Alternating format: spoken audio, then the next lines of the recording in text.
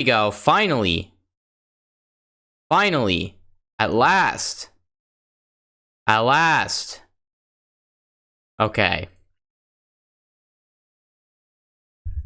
Fucking finally.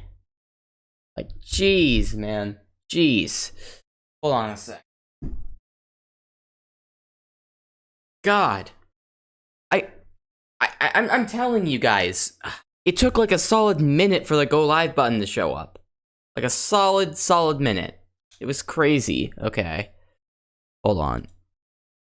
Hold on a sec. Okay, well my mic's good.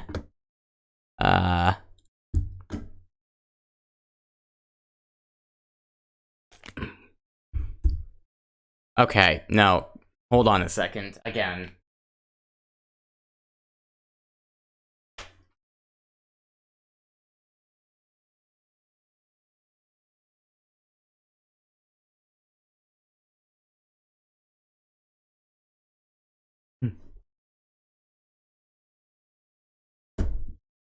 Okay. There we go. I've done all the prep. How is everybody? Is my voice is working, right? How's everyone doing? Okay. All right. That was just me testing my voice there. Everyone doing okay? Everyone having a good day? All right. Perfect. Awesome. Well, I'm gonna get the stream started in a couple minutes. I'm just gonna go start a call. Hello.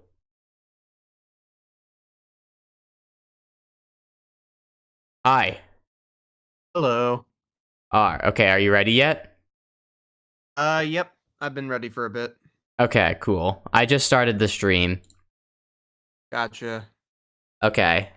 So basically for today's live stream, Loboto and Kevin will be joining us. Saf won't be because he has school, tragically. But this is going to be... Yeah, I know I said it in the title. This is probably going to be the last one of these for a while because in a couple days, I'm going to be heading off to Europe. I'm going to be in Paris, and then in London, and then in various parts of Scotland. I'm going to be moving around a lot. There's not really going to be an opportunity for me to sit down and stream for like 2 solid hours, especially considering we're going to be in a bunch of like apartments, and like it's going to be much harder to find a place to record. So probably not going to be seeing another one of these streams or any live streams in general for quite a while, I'd say. Until I'm back from my trip. And even then, I'm going to have way more stuff to do on the summer, so yeah. But we're going to go out with one last Hunger Games stream. We have some less characters than before. Like, we had 312 the last stream. We now have 285. We have some new additions, but I took out all the characters that are related to Saf because he's kind of the only person who knows anything about them. So, I just decided, since the characters are basically just kind of like fodder for us, that's the wrong word for sure. Since we don't really know anything about them, it's probably not a good idea to just have them randomly be in the sim next to characters that we do recognize. So I took them out. So we're down to 285, but we still got a lot of characters. And of course, we're on the new website. I made some adjustments to the events to make sure that all of the glitches that I had accidentally set last time don't repeat themselves now. Kevin, you might remember that one time when I made like a fatal event, but I forgot to have anyone die, so they just survived after it. I feel like I might. I don't know for sure. It's been a bit since the last. It's been at least a trip to Europe for me since one of the last streams. So I think we did the last one after you came back. The one before that, though, maybe not. Yeah, I've mainly been focused on a lot of not only, starting up like the second term of my summer, but also just finally having enough motivation to keep working on drawing projects, which is like, thank you, universe. I've been waiting for that for a couple months, so it's nice That's to actually nice. get reinvigorated. And the trip actually, and I thought the jet lag was going to be like atrocious the first day I got back. Far from it. It's completely fixed my sleep schedule. Like, it's not perfect, but it's way better than it's been in months. So thank you, Europe trip, for the most part, for getting me able to go to sleep and wake up at the right times. I'm hoping that the same thing happens for me once I'm back home. I'm gonna be Yeah. basically cold turkeyed into having a good sleep schedule by the Europe trip. So I'm hoping that I get used to that, and then eventually just, and then eventually I basically just kind of course correct myself into having a normal sleep schedule for the rest of my life. University's Yeah. also gonna be a huge reason why I would need to.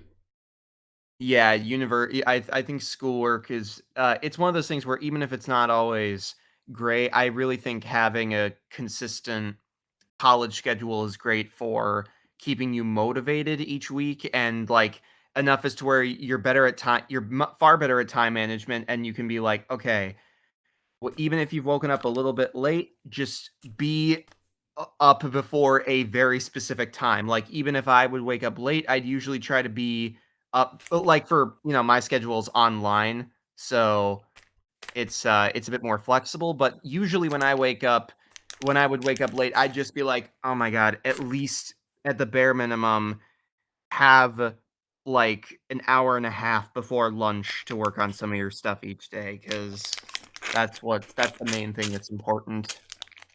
Yeah, Um, yeah. For me, it's usually just stay up until 4 a.m. working on stuff, 'cause and oh then yeah, sleep in. that that used to be my brother's sleep schedule at the very least, that's for sure. But now he's following the whole "Oh, university, let's fix some shit" type thing. So yeah. Well, not the same way I am, but it's similar mindset. Um, Yeah, it's gonna be pretty much impossible for me to have a bad sleep schedule when I'm in university because that's gonna screw me over very much. for sure. It's just an opportunity to learn a lot of life lessons. Yeah. It's crazy to think that I'm gonna be there in 2 months, even less than I think at this point. Yeah, it should that'll be interesting. That should be I can't really give any advice, I don't think, because not only do again, I'm doing online, so I don't go because my campus is like out in a different state, so I can't really, just walk there. But I have no intention to move at the moment. I only moved like very recently, twice within the same year. So I'm like, I'm in no rush. But hello, Lobato. Hi, I Lobato. am done with my shower. All right, are you ready to go? Yeah. I'd say so. I'll just mention it. I'll just shout out a couple of the new additions before we start. Let's see. They're all the way down here. Did you forget to screen share? I did, yes. I always do that, so thanks for pointing it out. I swear it's a consistent theme in these streams. I literally don't, not a single time have we done a stream, and I haven't forgotten the screen share. I just can't for the life of you remember to do it until I'm told. But yeah, after the Ace Attorney characters, I added the Homestuck characters, or at least 10 of them. Yes. They're from previous streams, but they haven't been around for a while. So I figured, why not? I've actually watched like a decent amount of Homestuck. Now, before you guys say anything, yeah, I know that Homestuck is a webcomic. I watched someone's, I basically watched someone read it as like as a dub on YouTube. Because Yeah, kind of like more efficiently, kind of like to what me. at least one of you has probably done with our awful hospital streams. At least one. And a maximum of 2. Speaking of Awful Hospital, we have some new additions. Most of them are characters I'm familiar with. Actually, I think all of them are. Oh yeah, I don't know shit about anybody here. I know you've told me what Homestuck is before, but I still have not gotten around to reading it. Well, these are not Largely Homestuck characters. Or this either. Yeah, I don't know what this is. These guys are from Awful Hospital. Mm.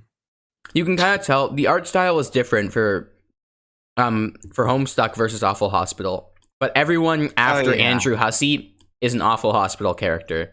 Andrew Hussey and above is Homestuck. Yes. Every single character above Andrew Hussey in this entire game is a Homestuck character. That's right, I said it. You are now a Homestuck character. Do not resist. It's true. Homestuck has just conquered the entire game. Not since The Flash has there been a greater attempt to combine continuities. It's funny because Homestuck runs on Flash. Ha ha ha ha ha. Or it did. Well, it did, yeah. To laugh like I know what that is. Ha ha ha ha. Adobe Flash. Like, you know, Flash games? Oh, once again, I'm dumb. That's fine. It's a recurring thing I've noticed where sometimes I will just be completely nuance impaired or forget something that I 100% know for sure. One day I fear no one will remember Flash. We must keep it alive for as long as possible. Yes, that is absolutely guaranteed to happen at some point in the future, but we can't say how long it will be until nobody knows that it ever existed. And then we won't be able to document it, will we? Yeah. Alright then. Let's start the game. Let me just check and see if the stream is... I'm gonna be spam checking the stream, because remember what fucking happened last time? No, please enlighten me. Loboto, you were there. That's a joke, right? The whole, like, an hour of the stream cut out. We lost you singing Story of Undertale, and we lost, so much other content. Truly the greatest tragedy in human history. Worse than the burning of the Library of Alexandria. At the end of this stream, I'm gonna let you sing... I'm gonna let you re-sing it. Yes, it is worse than Alexandria. I'm wondering if the stream is public, but I know it's public. I'm not that stupid. I'm just baffled that there's 0 people watching. It just makes me sad. But whatever. You guys can come watch the stream later. Tomei and Lila fight for a bag. Tomei gives up and retreats. Daki grabs a bag. Wait, Major Mono. Okay, I don't really give a shit about any of this if it's not a def, to be honest. Okay. Supplies. But bunch of other stuff. Oh, Reagan and Aaron Davis work together to drown Blue Gnome Chomsky. Honestly, good. I've heard that Blue Gnome Chomsky is a menace to society. Yes. I don't have the context for why, but it's just funny to imagine that he is. Of course, he is also the type of person who, when being drowned, would likely say, "Harder, daddy." What the fuck? What? Yeah, no, we're done talking about this. I think we're moving on. 2 thoughts I will say here. 1, the next one is just fucking hilarious, and 2, you saying this Blue Gnome Chomsky character is very intimidating. I don't know who this is, but I struggle to see how they could be the biggest menace on this team when the fucking Prowler is right next to him. Or maybe I'm wrong. I don't know. He could be even more powerful. I mean, we're talking about a meme series. They're characters from, like, a Half-Life meme series. Oh, yeah, then he's absolutely more fucking powerful. What am I saying? Yeah. I don't think power scaling a Half-Life VR, but in VR meme character is going to do us any favors. Definitely not. But anyway, Rio Morales says explode while in the vicinity of Jesse Pinkman, instantly turning him into a mushroom cloud. The meth experiments went wrong. Oh, God. Yo, Mr. White, I'm about to explode. And then the explosion just sounds like someone saying bitch really loud. Yes. It's true. Okay. I wonder what's gonna happen here. Wendy breaks Heavy's nose for a basket of bread. She's stealing the sandwich. Yes. That's totally in character too. It's in character for both of them, which is even funnier. Yeah. 100%. Cole depicts Jessica Drew as the soy jack and himself as the chat. Is that in character? I don't play Advance Wars. I'm not really sure. Cole's like the one Advance Wars character here who I don't really know much about, to be honest. I honestly think this would be way funnier if it happened to Miguel. That would make so much sense visually. I know, right? Okay. Joseph Joestar finds a canteen full of water. Mike Airman.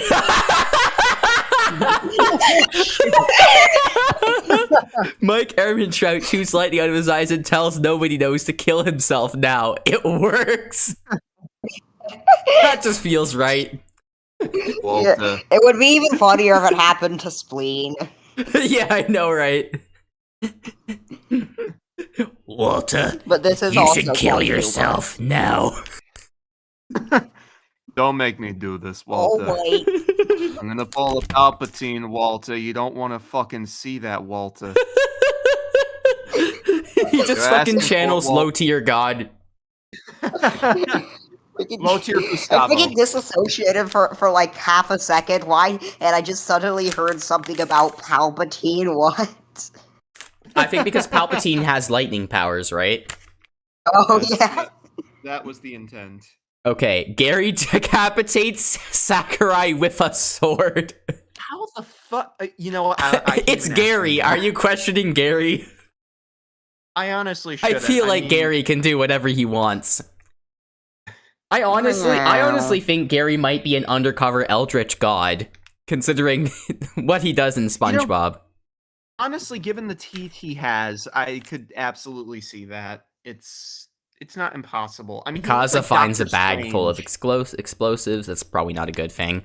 Club's Deuce frightens Tomeo to death with a cotton candy lobster, but accidentally frightens himself to death as well. That is so in character. It's not for Tomeo, but I guess it is for Club's Deuce.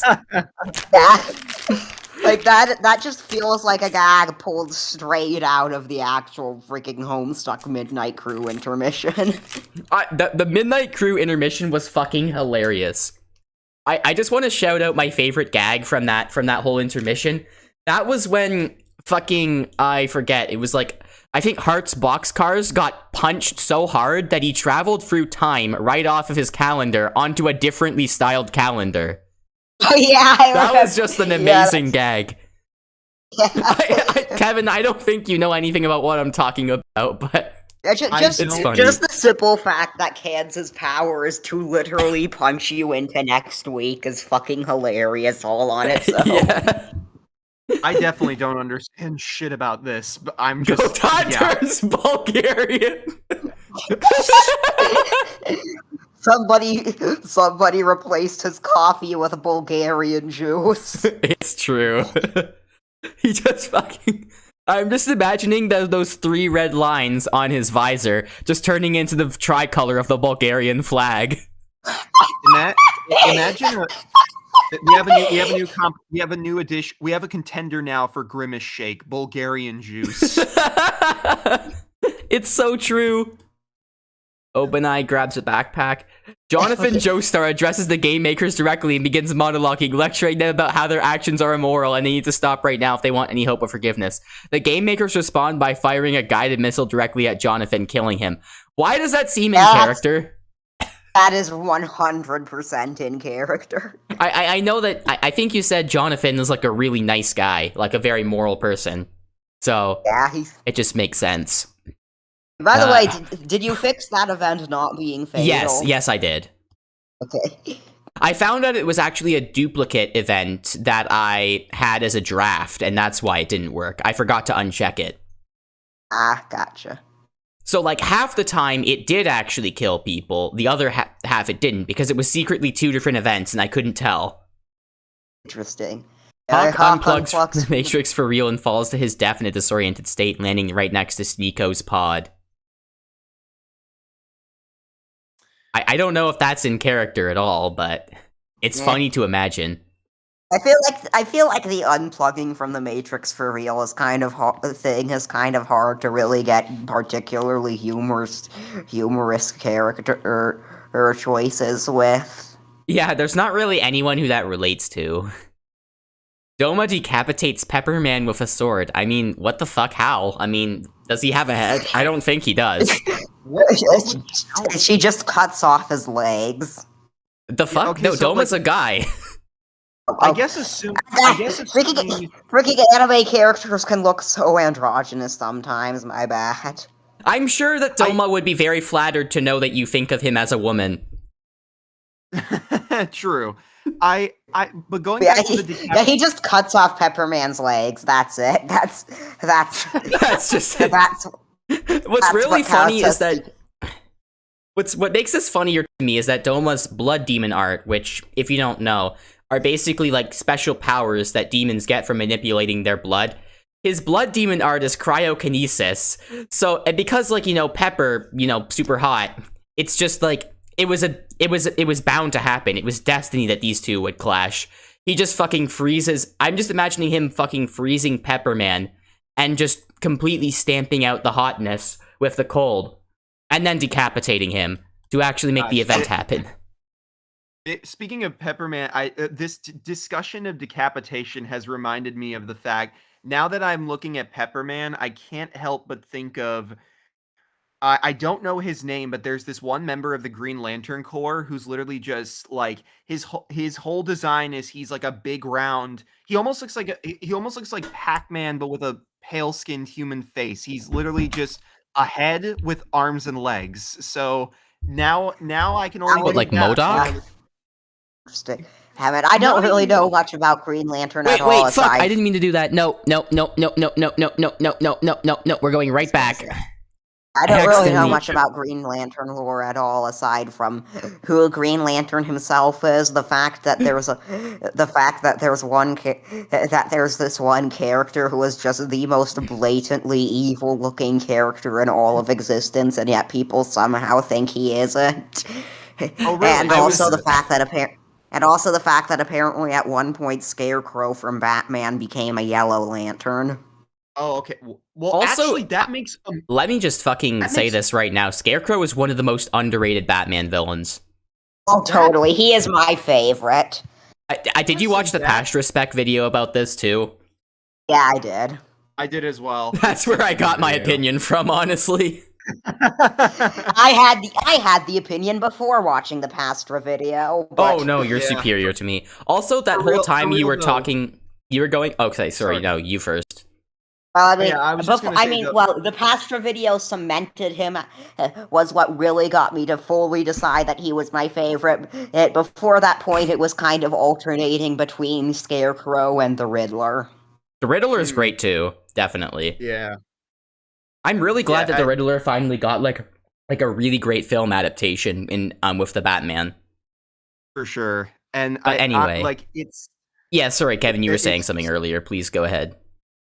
Yeah, let me actually just sit for a second to make sure I don't completely fucking forget it. But yeah, Scarecrow being a Yellow Lantern. You good? We'll never hear what he had to say. He was just assassinated by the CIA. It's Jover. He could not be allowed to share his Green Lantern lore. It was secrets. Shit, they just suppressed him. Closed the wrong fucking tab. It was a tab from earlier. God damn it! That's so fucking funny. Right as you were about to tell us what you had in mind. Oh god! I totally just imagined like the CIA sending agents into your house and just dragging you away the moment you were trying to say the information. But yeah, the assassination of American Elephant. Oh, I'm probably gonna be taken out any day now with the shit the government knows of me. But anyway, the back onto what I was saying, just completely skirting past that comment. That Scarecrow is a Yellow Lantern. That is a sentence now where I'm like, holy shit, I want to see that in like some kind of like, obviously not right now, but like if there could be like a universe that builds up Justice League characters and stuff, or a cartoon, and then they have some big green, like, Lantern Corps war or something, and like Scarecrow's a Yellow Lantern. That would be fucking cool to see and like, especially in the medium of animation, like literally making constructs out of the shit from his fear gas. That would be so cool to watch. I totally agree with that. Yeah. Yeah, thank you, Loboto, for the great idea. Like, that is so cool. That would be fire. This entire time, I was trying really hard to hold in my laughter because of the event that happens at the bottom of the screen here. Beer Skeleton and Giyu Tomioka fight for a bag, but Giyu gives up and retreats. That is the funniest shit ever. I'll just take your word for it.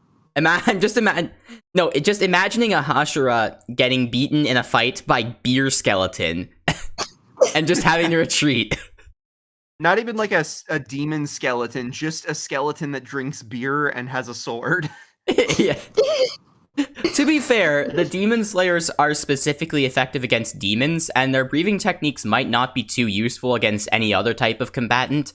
So it's not technically impossible, but it's still really funny to imagine. Skeletons are a hard counter to breathing techniques because they can't fucking breathe. It's true. Yeah. I'm imagining fucking like Brooke sword fighting the Demon Slayer characters. Brooke from One Piece. Yeah, I know. I would really like to see that now. Wait a minute. Kagaya convinces Urokodaki to not kill him, only to kill him instead. That's one of his own former Hashiras. What in the hell? I don't know why he's doing it. Miguel hits the gritty too hard.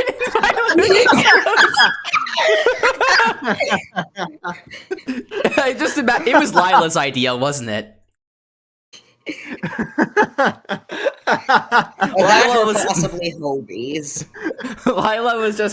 Lila just popped up like, "Hey Miguel, I just heard this cool new dance you can do," and then Miguel just fucking explodes on the spot. Hitting the gritty is a canon event. That's the real reason why his universe collapsed. We all have to hit the gritty, Miles. It's a natural part of how the universe works. Miles, being Spider-Man is about hitting the gritty. So we're just supposed to do cringe TikTok dances just because some algorithm tells us to. Are you really cool with that?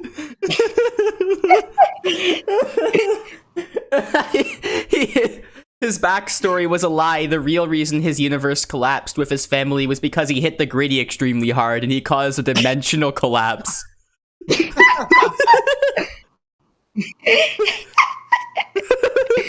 The more I think about this, the funnier it gets. Yeah. Somebody would do that with a Fortnite model as well. Oh yeah, absolutely. That probably exists somewhere and we just haven't found it yet. Which makes this even funnier. Larry and Mr. X fight for a bag and Larry gives up. I want to see that I'd give fight. up if I was fighting Mr. X. Okay, so we stop streaming. Lost my reaction to Candace Flynn somehow getting beaten down by Gus. We unfortunately did, yes. Okay, hold on. Let me just reestablish our connection real fast. It's been reestablished. I need to start commenting more on the Phineas and Ferb side of things because I know this show, so I will be able to determine if this is in canon or not. Okay, good news, everybody. All right, good news. We're good. We're chill. The stream's back. I don't know why I'm on the wrong window, but here we are. Okay. We didn't really lose much. We caught it after 6 minutes, so.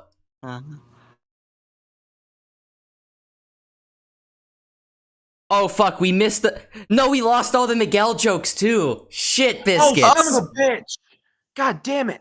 Quick, guys, recreate all the jokes we made. Miguel O'Hara hits the gritty too hard and violently explodes. Holy shit, that's so funny, guys. Ha ha ha ha ha ha ha. Lila, do the thing. Lila totally did that, yeah.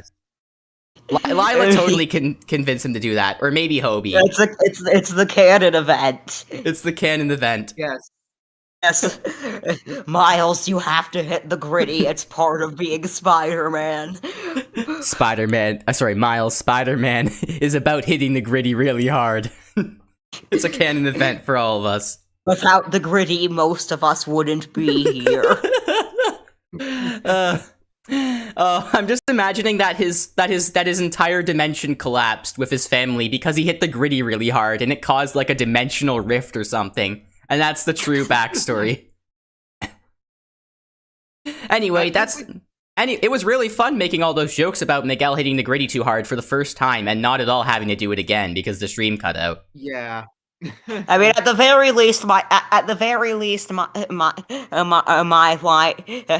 without the gritty, most of us wouldn't be here line was actually original. Like, Yeah, I that was actually great. came up with that on the fly just for that. Anyway, I don't know if we got this, but Beer Skeleton and Gyu retreating from Beer Skeleton is really fucking funny because he's a Hashira and Beer Skeleton is just a skeleton drinking beer.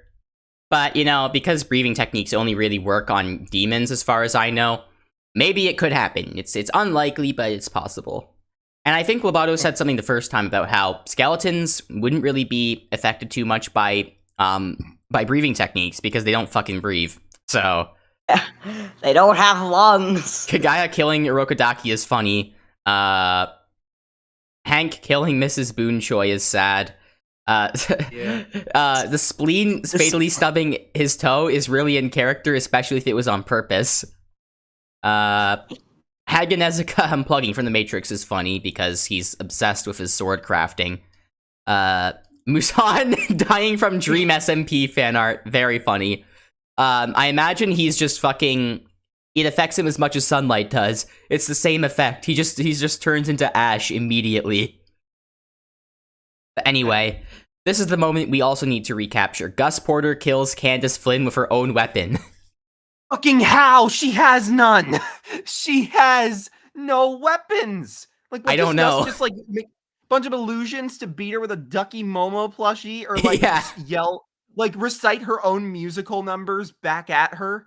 That's actually really funny. That reminds me of that Doctor Strange 2 scene where they fight with the musical notes. A Phineas and Ferb music fight would probably be awesome, though. I'm gonna be Oh, honest. honestly, yeah. I'm Maybe also they'll do imagining... that in the- I did say this the last time, too, but I'm just imagining Gus using his illusion magic to help out Phineas and Ferb with, like, obscuring all of their creations from the world. And that's interesting. I admittedly haven't actually watched Phineas and Ferb, so I've only heard like a few songs by just like stumbling across them on the internet. But the ones I've heard are great. Yeah, there's so many damn good I'm ones. freaking. Okay, like here the we are. freaking I Ain't Got Rhythm song that goes hard. Yes, Truly. I could chat those songs Oh, for wait, hours, but we do here for. We're back at where we were and we recovered basically everything. Do you guys see why I wanted to constantly check the stream now? Yes.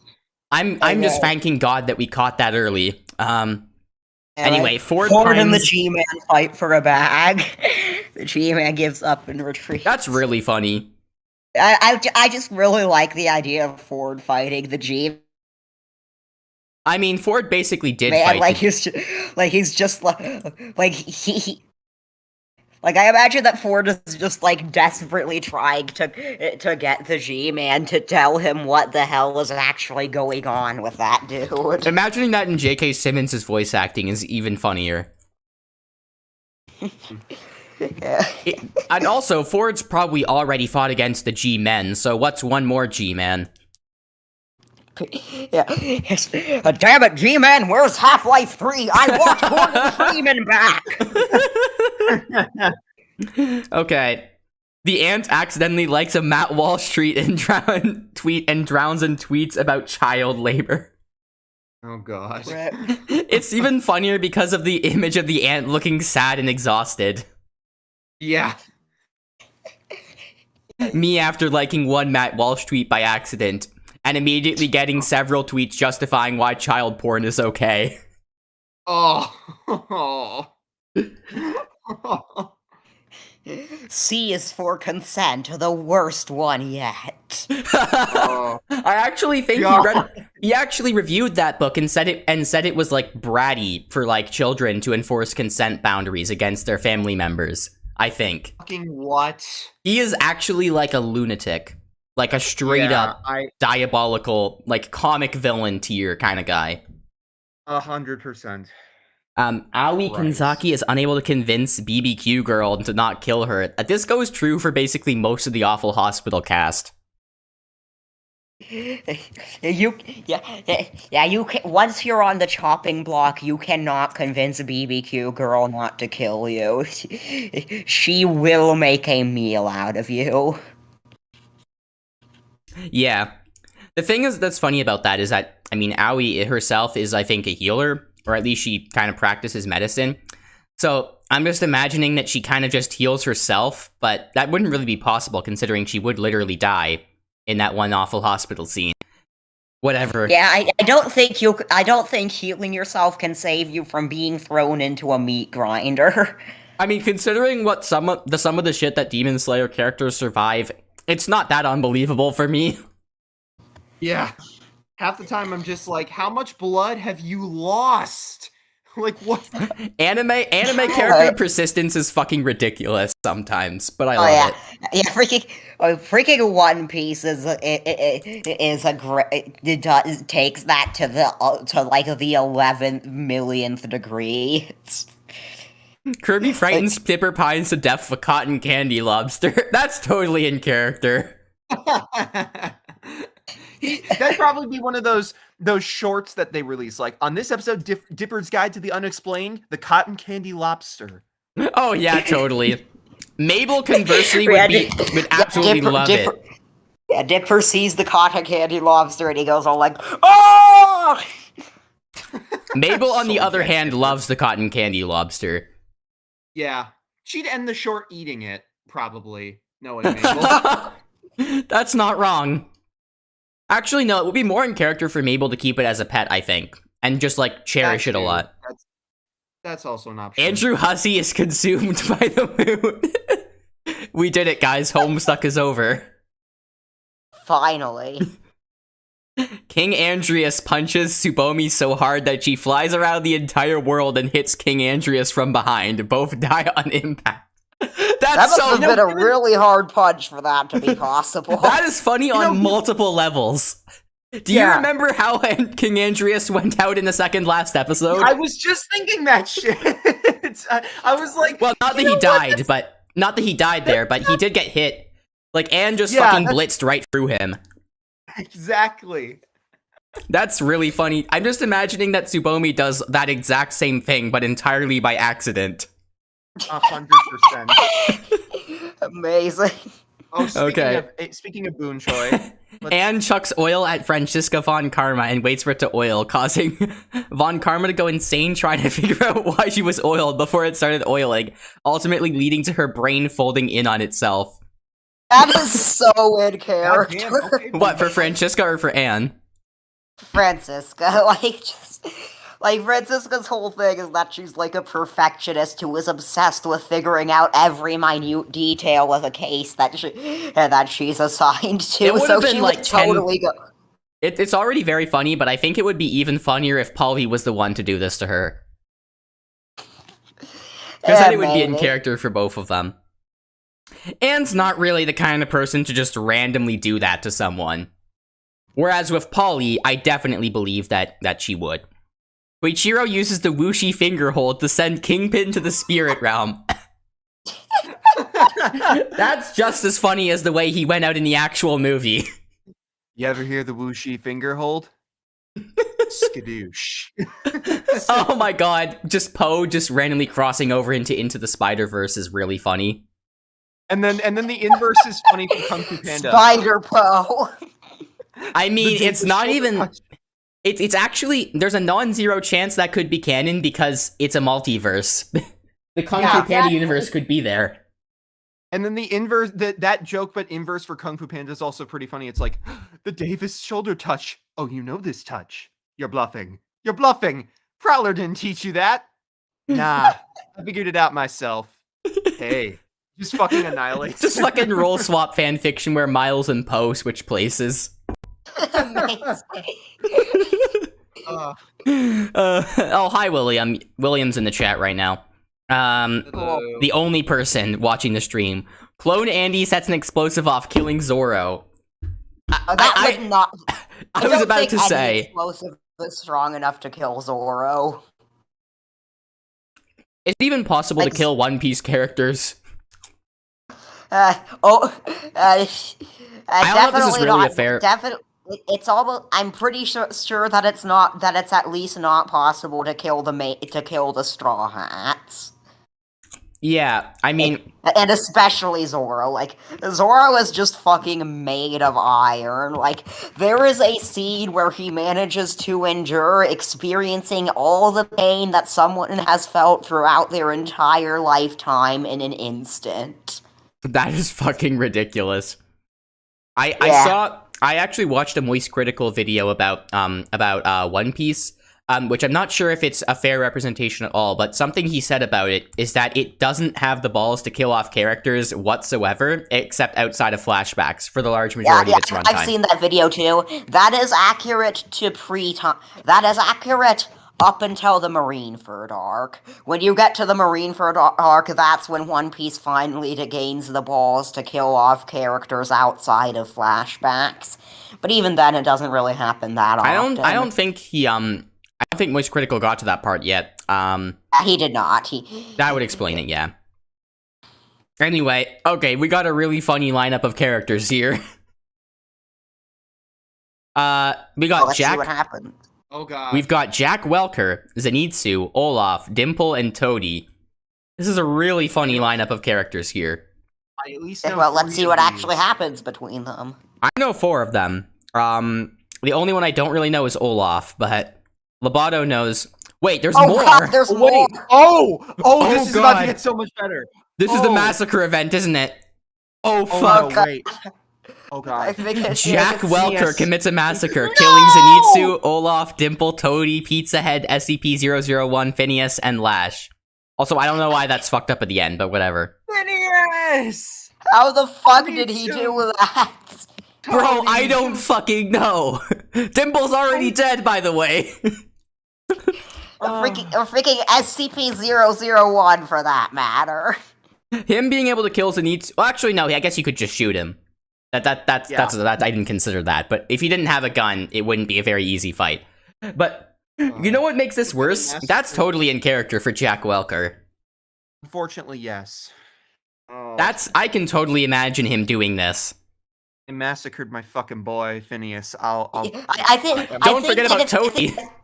I don't Them- think that it's possible to kill Pizza Head because anything you do to him, he'd always his reaction to pain would always be like a freaking Looney Tunes character, you know. Yeah, that is true. That seems like it would be the case. actively preying on Welker's fucking downfall right now. I prey on his downfall by default, regardless of what he does during the games. Yeah, like you could drop a nuke directly on Pizza Head, directly on top of Pizza Head, and he just be covered in soot for a few moments before shaking it off. Drake strangles Manfred von Karma after engaging in a fistfight. That's Manfred really funny. von Karma should not be fucking engaging anyone in a fist fight. He has a bullet lodged in his shoulder. He can't punch for shit. A I still slight think it's spoiler really- there, I guess, but you don't really know how it's a spoiler, so it doesn't matter. I still think it's really funny how you specifically noticed after the picture I used for Manfred von Karma was of the RT Games fucking rap thing or whatever it was. That's karaoke. He was singing karaoke. My Way. I didn't even know what. Regrets, I've had a few. I don't but then even know. again, too few to mention. I didn't even know what the context of that image was. It was just the first one I found that worked, so I used it. I thought it was just a game screenshot.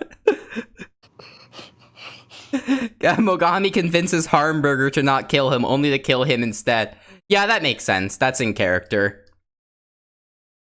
For Mogami, at least, it is. Mob finds a bag full of explosives. Loggle runs away. Hobie takes a sickle. Well, of course, he's a communist. True. Yeah. Benoit Blanc No, I don't finds... think Hobie's a communist. He's more of an anarchist. Okay, that's true, but you could be an anarchist and have, like, an intersection with socialist beliefs. Yeah, anarcho-communism is a thing. Yeah, that's true. That's probably what his ideology is. I just know that he hates capitalism. Yep. Benoit Which is why finds... he is subjectively the best character. And Spider-Man lore is one of the best because he hates Nazis. Yeah. Benoit finds a bow, some arrows, and a quiver. Mia Fey makes this fatal spelling error in an argument with Rui, which just seems like something that would happen in Ace Attorney on a regular basis. Yeah. I don't know if Mia Fey would be the one to do it, though. She would not be because she is a protagonist. I mean, she also looks like one of the least goofy characters in the games compared to the rest of them. So yeah, she is. It would be really funny if it was Miles Edgeworth, I just gotta say. Patrick Star turns Frog's game by putting chemicals in the water, but accidentally touches the water and overdoses on gay. Of course he... The last part of that is very in character for Patrick. I just processed that sentence. It took me like a good 5 seconds for that to sink in. Yeah. It's especially funny when you consider the idea that he was actually just underwater the whole time and it never crossed his mind. It just never crossed his mind that he was putting the chemicals into the water that he was in. Oh yeah. It's true. Lord English, Old Man McGucket, and Eda Clawthorne work together to get as many supplies as possible. That's really funny. The old people team up, and then there's just fucking Lord English as well. Who is also really old in a sense. Well, Eda's not really that old. She just happens to have gray hair. I would say she's about middle-aged. Definitely not as old as Well, is McGucket also kind of middle-aged? Yeah, it's kind of hard to say how old McGucket actually is. Ford's like 60-ish, so McGucket would be about the same age. He just looks like he's way older because, you know, because reasons. The massive fucking beard. Lego Eda severely injures Camila, but puts her out of her misery. Holy fuck. God damn it. Of course Lego Eda does that. Steve repeatedly stabs SpongeBob to death with sighs. Ow. I'm just imagining he uses the horn on his head to do it. Well, how do you think SpongeBob got all those pores? I was about to say that. He was originally just a solid sponge. The entirety of SpongeBob SquarePants actually takes place after SpongeBob was resurrected through necromancy after the events of this game. That seems like something that would happen in an actual SpongeBob episode, so I can believe it. Gyutaro unplugs from the Matrix for real and falls to his death in a disoriented state, landing right next to Sneeko's pod. Captain Honestly, Grime... I think we should get rid of that event next time. Yeah, no, it's not really that funny. Captain Grime and Spider-Ham work together to drown Bubby. It was actually... Yeah, that's... yeah, that's funny. I will say the unplugging from the Matrix event was funny when it was Haganezaka and only Haganezaka. Specifically because of character context, which you don't understand anyway. Tuco Salamanca falls into a pit and dies. Good. I mean... Wasn't that kind of similar to what happened in the actual show? Is it? I'm trying to remember that. There was a pit involved in that scene where he died. Right. I feel like he might have tried to kill them in the pit, but I'm not sure. That might just be... Yeah, I can't remember if his body fell into the pit specifically. Oh, shit, Gideon! Gideon fell into a frozen lake and drowns. Oh, no. Tuco got shot by Hank, so he wouldn't have fallen into that pit. Oh, yeah. It was by the cars. I remember now. Yeah. Gideon falls into a frozen lake and drowns. Mr. Boonjoy realizes too late that he is in a Columbo episode where Brooke is really upset that his parking spot was stolen by Mr. Boonjoy. I don't know why this event... I don't know why this event is so funny to me. I have never watched Columbo. I don't know what it's referencing. It's just really funny for no particular reason. You know, the really funny thing here is like Brooks like one of his main kind of abilities is that he does like that badass thing that swordsmen do in anime, where they like cut through someone so fast that it takes a few seconds for the person to even realize they've been cut. You know what I'm talking about? Oh yeah. I imagine that like Mr. Booch realizes that he's in a Columbo episode where Brooke is really upset that his parking spot was supposed to. No. You're very loud. Yes, Mom, I am very loud. And we have a Loboto's mom cameo. Anyway, as I would say, I imagine that Mr. Booch realizes that, and that he just immediately looks at it and realizes, oh, look at that, I've been cut in half. If Brooke can do that thing where like the person doesn't realize they've been cut for like solid seconds after they've been cut, then I will just say he'd get along very well with Tengen from Demon Slayer. Because he pulls a similar move to that at one point in the show. Buford declares that we will beat and torture Mr. Krabs to death. Mr. Krabs is killed. Oh my god. That Buford declares, eat the rich. Some might look at Buford and assume that, oh, that must be in character for him. No, actually, Buford is rather fond of sea life since he has a pet goldfish. So unless that goldfish was in danger, this feels very out of character for him. I mean, Mr. Krabs ran a scam and stole all his goldfish's money. To be fair, Mr. Krabs is kind of an asshole to most of the cast of SpongeBob in the modern era, so Buford would be killing him to protect the rest of the sea life. I suppose. It's really funny just imagining Buford being like, eat the rich, and just killing, and just declaring that Mr. Krabs will die by guillotine.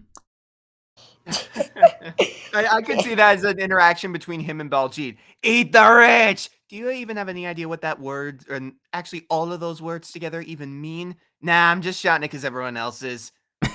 That feels in character. Mr. Stick snatches a pair of size. Lady Olivia shoots lightning out of her eyes and tells Sturb to kill himself now. It works! What the fuck?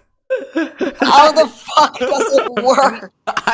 Honestly, she looks more intimidating in this GIF than he does in that picture. Honestly, because of the eye twitch, maybe.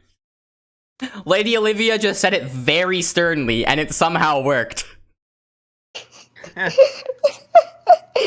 I mean, we should take a screenshot of that and show it to A. Nobody fucks with. Wait, what's Lady Olivia's official job title again? Oh shit. I'm trying to make a joke out of this. Frantically types this shit in. Amphibia Wiki, don't fail me now. Royal Advisor. Nobody fucks with a Newt Royal Advisor. Okay, it's not that funny now that I'm saying it. We should take a screenshot of that and show it. I will. Hold on. I actually don't know if I can because I'm full screening this part of the my tab. So, oh no, wait, no, I got it. Hold on. Fuck it. Come on. Yeah, okay, there we go. I got it. I got a screenshot. I'm just gonna send that right about now. I have to reach down to touch my portable keyboard because my enter key on my regular keyboard is broken. Anyway, John Glosstar inexplicably shows up to the arena and assassinates Walter White, mistakenly believing that he was named John, and therefore threatening his position as the best John in existence. By the time he realizes his mistake, it's far too late. It's really funny that this is happening to Walter White. I just looked up who this is, and yeah, it's very funny. Wait, John Glosstar? Yeah, That's not a real person. Oh, it is. No, it is. It says John Glosstar. Wait. The fuck? No, John Glosstar is a character I came up with for one of the RPs that I'm on. I looked up John Gloss. It's literally the same name except the A at the end is replaced with an E. Okay, in the John real Gloucester name. with an E. Yeah, John Gloucester with an E in real life was apparently the first African American to become an ordained Presbyterian minister in the U.S. and the founder of the first African Presbyterian church at Girard Avenue and 42nd Street in Philadelphia. Huh. John Gloucester lore is insane.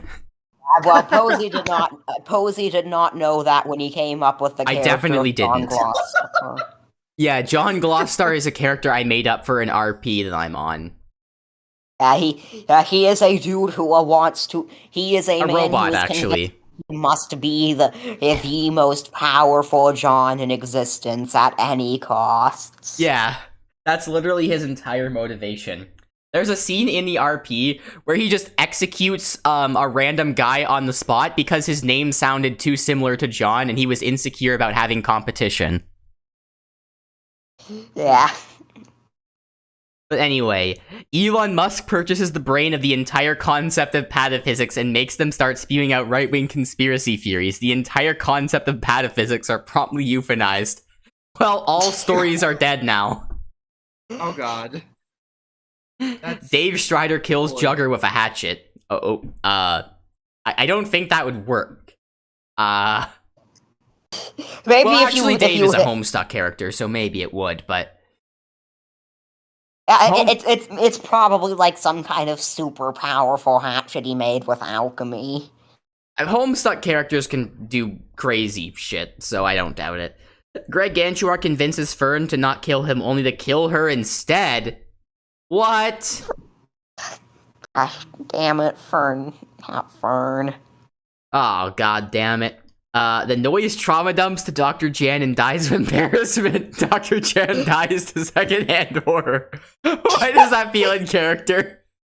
The noise tells the truth about the horrible things he did in the Nom. That actually sounds very in character. Rose Lalonde realizes far too late that she is in a Columbo episode where Jerome is really upset that his parking spot was stolen by Rose Lalonde. Yeah, I bet Rose is one of the few characters here who actually watches Columbo. That actually makes perfect sense, yeah. Kanbei sets an explosive off, killing Gustavo and Brick, Tenga, Onigawara, and Fawful.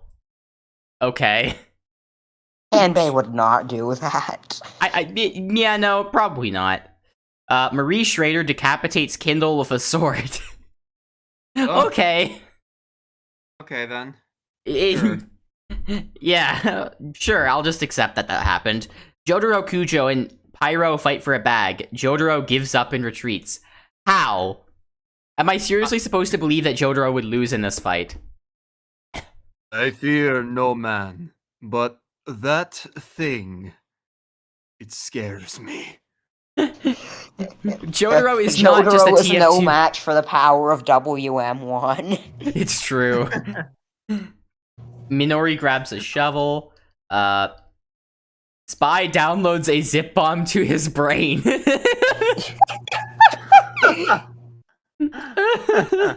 Noam Chomsky kills Koyama as he tries to run. That's fucking crazy. Koyama is actually really powerful.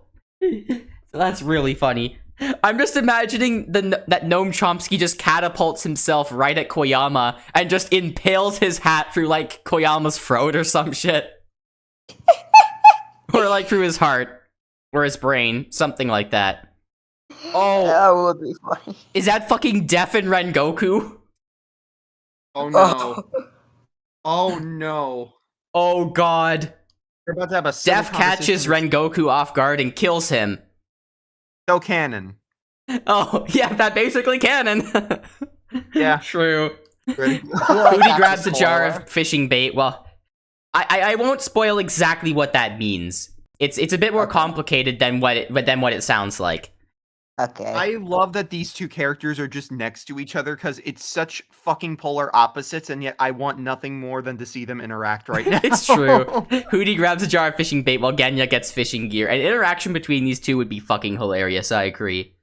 The judge chucks oil at Terry and waits for it to oil, causing Terry to go insane trying to figure out why... I don't know why Terry's listed as a he, but I'm pretty sure that's not true. Whatever.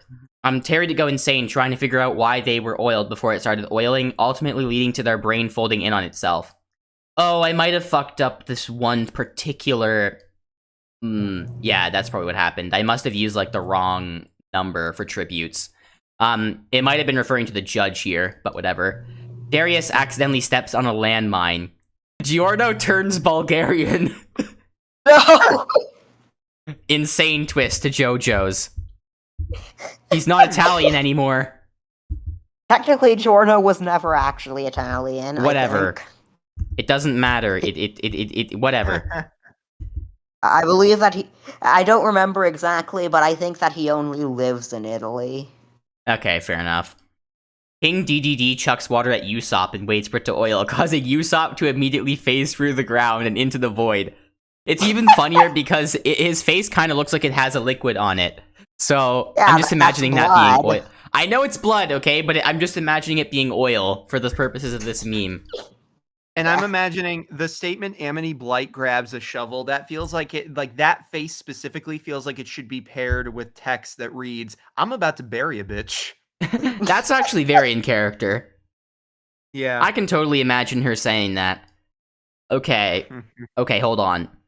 Gyoko attacks Kirin Jodo, but Grit protects him, killing Gyoko. Okay, come the fuck on, dude. You're already called pathetic by the fan base. You cannot be going around losing to Grit. Fucking Grit. I mean, I imagine Grit like shot him from afar with like a sniper rifle. That does not something. kill demons. That does not even remotely kill demons, Loboto. That would not even come close. Let alone an but upper he rank. has a very clear weak point on his head, so maybe an exception could be made. No. That's just not how it works, but it is really Like, funny that's just- imagining that I mean, come on, man, that's such a clearly telegraphed shoot me in the forehead sign. You see that? I That mean, freaking eye you're not symbol on his wrong. head? That's Oh, like a you're- freaking... That's like a freaking boss fight in a video game's weak spot. You just made me realize that Gyoko's face reminds me of that one time in Gravity Falls where Bill Cipher fucked up Pacifica's dad's face. Oh, God, you're right. Oh yeah. Oh Jesus. Gyoko was canonically Pacifica's dad in the previous life.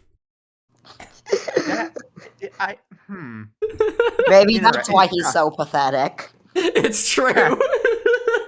He's not actually pathetic. It's just like it's basically just perception, proportional to protagonist. But yeah, whatever. I kind of like how a lot of people act like Usopp is pathetic because he's the weakest of the Straw Hats, but he is still a fucking Straw Hat. So Yeah, Demon Slayer power scaling is really dumb. Like, I see arguments about it all the time, especially on the subreddit.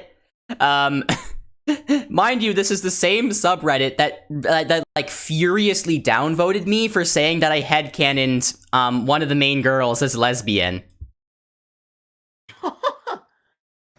That actually happened. Predators. No, literally, because the same character, there's like simp posts for her all over the sub, so I'm just totally imagining that the reason I was downvoted was because for a moment I forced these people to imagine a reality where they couldn't date their waifu. And that's just so Now they're characteristic just for Reddit. homophobic. That's also Yeah. possible, yeah.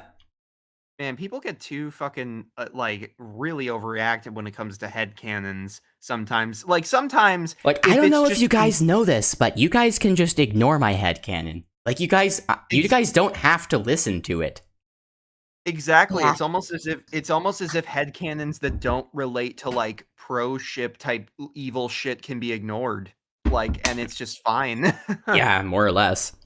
But God, anyway, I wish I'd stop getting constant insulting comments from people telling me that the fact I had canon Emesis Blue as part of TF2 lore is factually wrong. Because of one comment I made on a shitpost video on YouTube a while back. oh, speaking of which, Kev, you should totally watch Emesis Blue. That shit is fire. I saw it myself. My brother and I have been like planning on it for a bit. It's just now with our schedules all over the place and all the shows we're fucking watching, it's just like, we Fair gotta enough. find a time to watch it, but we are really, the balance is always difficult. Yeah. Anyway, we went way off track here, but I just want to say Speaking it of would watching not be. stuff, Posies, sometimes we should get around to like doing that watch party thing with anime sometime. You know, we Oh were yeah, discussing totally. that. I really think it's funny because although it's not possible for someone to just blow a demon's head off with a gun, it is a really funny visual. I will say. Yes. I'm just imagining Grit just fucking using a sniper and just blowing his head to bits, and then he just canonically dies like that. That is a very funny video. Sorry, visual, I mean. Yushiro constructs a Rube Goldberg machine to eliminate Frankie. Standing at the other edge of the arena from his target, Yushiro pulls a lever which causes an axe to swing. Before I read the rest of this, I just want to say, I had to shorten this event for Brant Steel because I had an original event that was typed up but didn't fit. I didn't have to do that for this website. So this is the original. Boy. Holy shit. But anyway, Yushiro pulls a lever which causes an axe to swing and cut down a nearby tree. The tree lands on a trampoline and bounces up into the sky, where it hits a rope and activates a firework that shoots across the arena all the way to whatever the fuck that is. I think it's the wrong character. I fucked that I think up. that's supposed to say Frankie. Yeah, it should be Frankie's. The firework then hits a cliff and explodes a huge section of it, sending rocks and pebbles falling to the ground, where they all land on a button and cause an arrow to fire out of a nearby dispenser. The arrow then hits a ball at the beginning of a tunnel, which then proceeds to roll through the tunnel all the way to the end until it snaps a tripwire, which fires another arrow from another nearby dispenser that cuts a rope holding an anvil over Frankie and causes the anvil to fall directly on top of Frankie, killing him instantly. Yeah, here I feel like There if we go. Frankie died like that, he'd just be impressed. Yeah, that seems about right. It's also funny Frankie because would be proud to die in such a goofy way. True. Honestly, Yushiro is enough of a hater to pull something like that. I suppose I believe he would have the determination to do such. I'm just still trying to wrap my head around how this fuckboy beat what I infer to be one of the strongest One Piece characters given his design. He's like, I'd say maybe the 4th or 5th strongest of the Straw Hats. We're talking about the Straw Hats here, though. So, Yeah, pretty strong.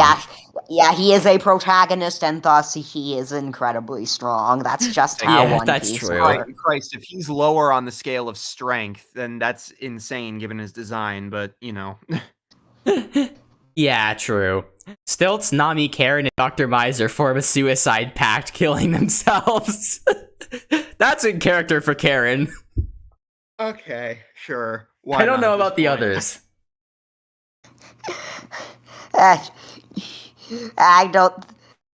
don't think any of the others would. Yeah, Karen specifically doing this is really funny. Polly throws a knife into Murphy Law's chest. I guess this is one of Sap's characters I forgot to get rid of, but whatever. SCP-939 stabs Von Bolt while his back is turned.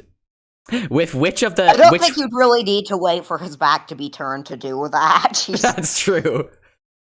Also, which of the little spikes on his back did he use? All of them. True. Sadie Croker clutches the first aid kit and runs away. Oh no. Oh no. Andy, please do not kill Tanjiro. Come on. Oh no, it's even worse.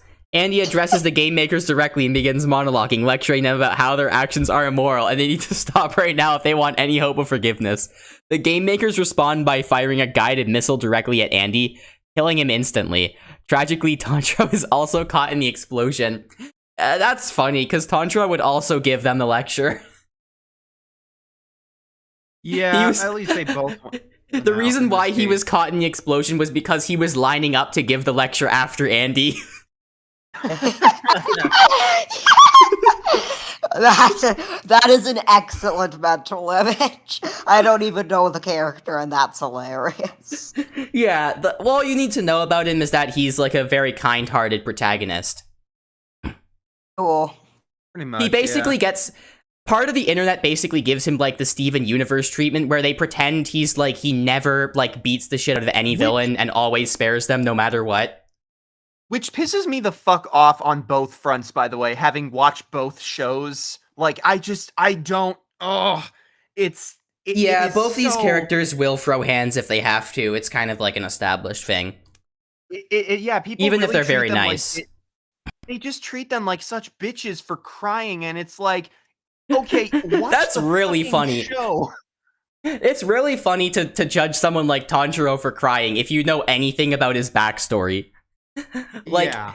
I've seen this argument made before. A grown man with a 401k and a mortgage would not be able to withstand even a slight amount of what Tanjiro goes through in the show, and that's honestly so true.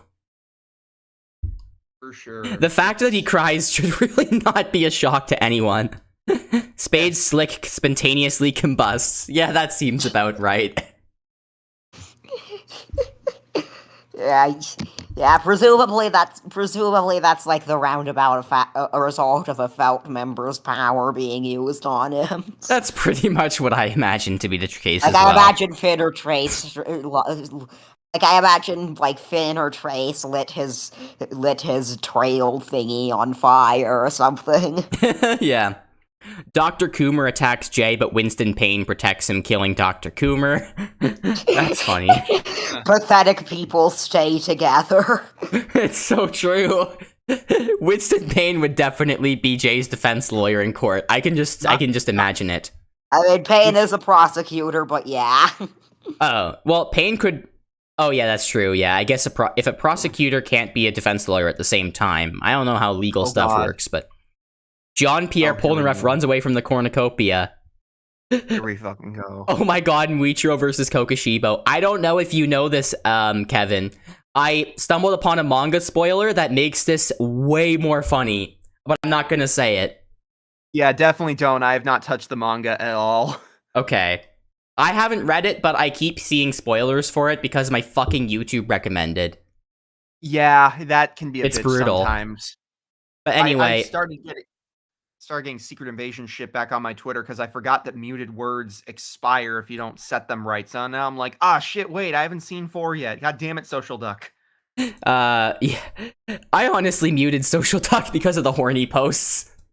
That's also fair. That's 100% fair. I don't got anything against him, but like, dude, the horny posts. Hell no, he's great. It's, Muichiro shoots a poisonous blow dart into Kokushibo's neck, slowly killing him.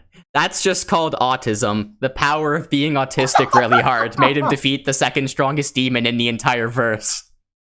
Also, speaking of which, so this is a weird thing to bring up, but Posey, are you aware of the meme that is the autism creature? I am, yeah. And I definitely agree with...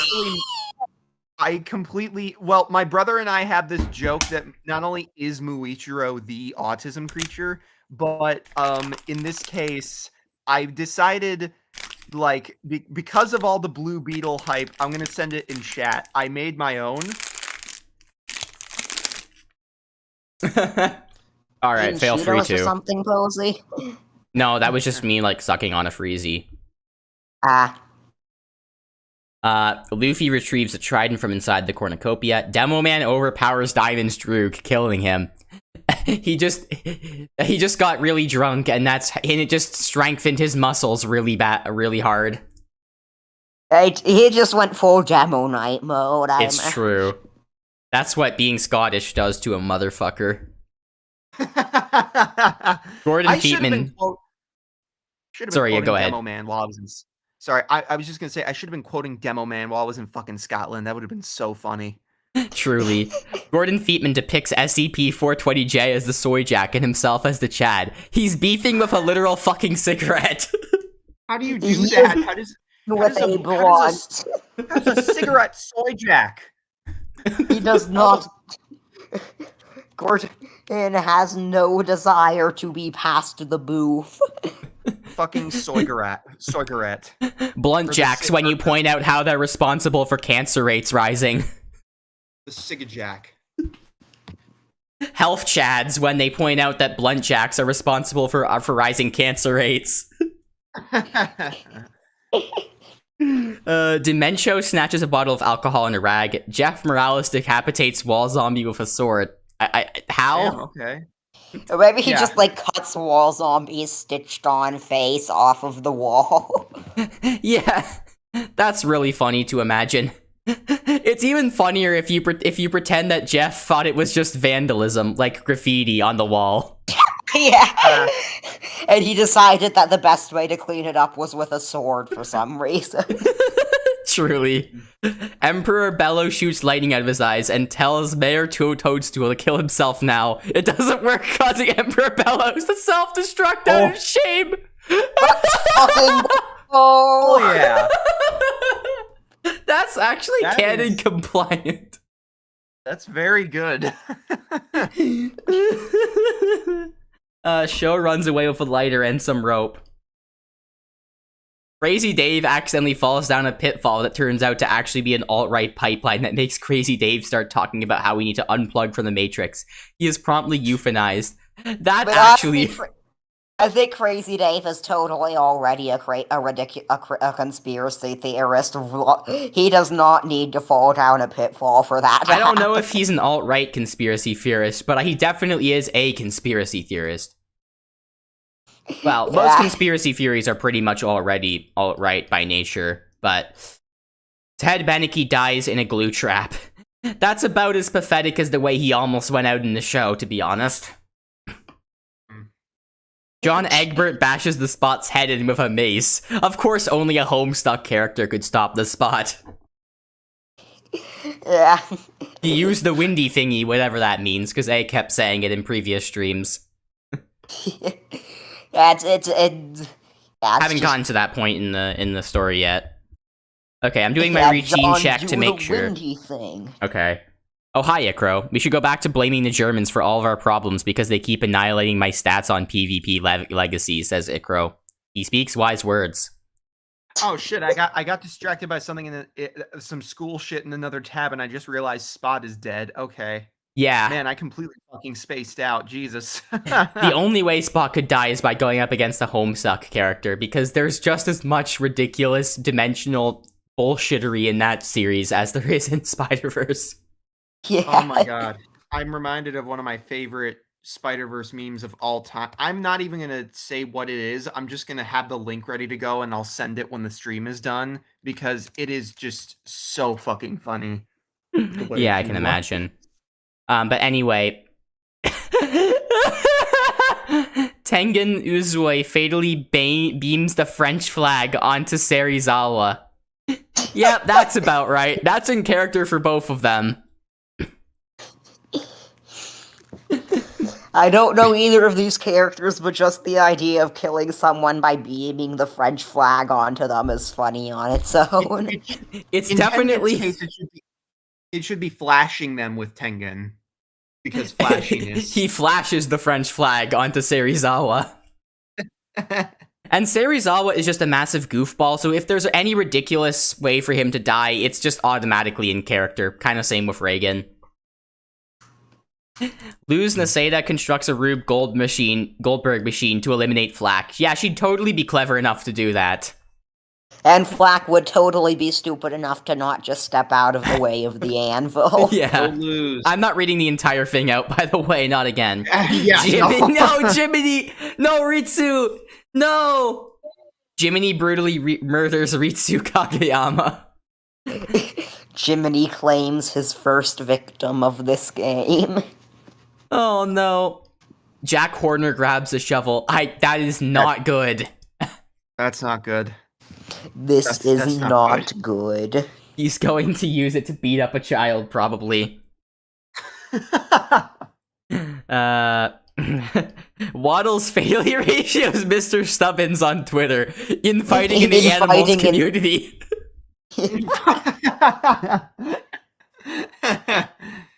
Infighting in barnyard TikTok. Sorry, infighting in barnyard Twitter. Infighting in the mammalian order. True. I guess porcupines aren't really a barnyard animal, but it's still funny. They can be in a barnyard. True. Yeah. Adder and Tommy Culata, this is gonna be funny. It's actually a hedgehog, but... Oh yeah, true, hedgehog. Wait, is that true? A hedgehog or a yeah, porcupine?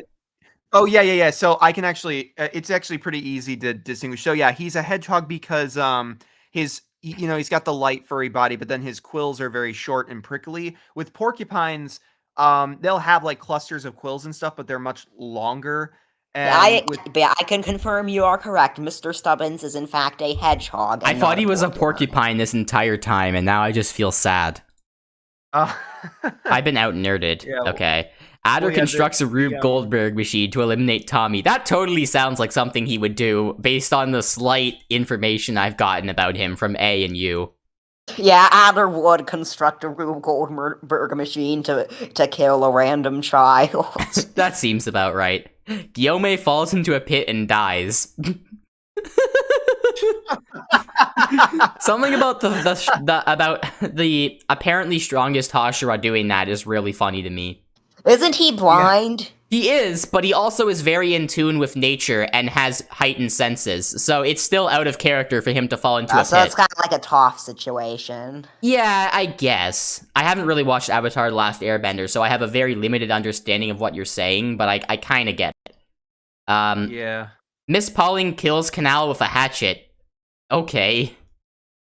Don't let Shinobu find out about that. Oh no, Noir. Spider-Man Noir turns Bulgarian. Now I need to hear Nicolas Cage do a No. Bulgarian accent. No. I have been turned Bulgarian. No. What kind of cruel Nazi plot is this? No. I can't be Bulgarian. What kind of Nazi shit is this? This isn't part of the canon. Speaking Bulgarian Spider-Man. There definitely is one in the Spider-Verse canon I'm at looking some Of course point. there right is. now. Bulgarian Spider-Man. I gotta see Baljeet, if this is a thing. Baljeet, Baljeet grabs a backpack, not realizing it is empty. I lost my train of thought completely for a second.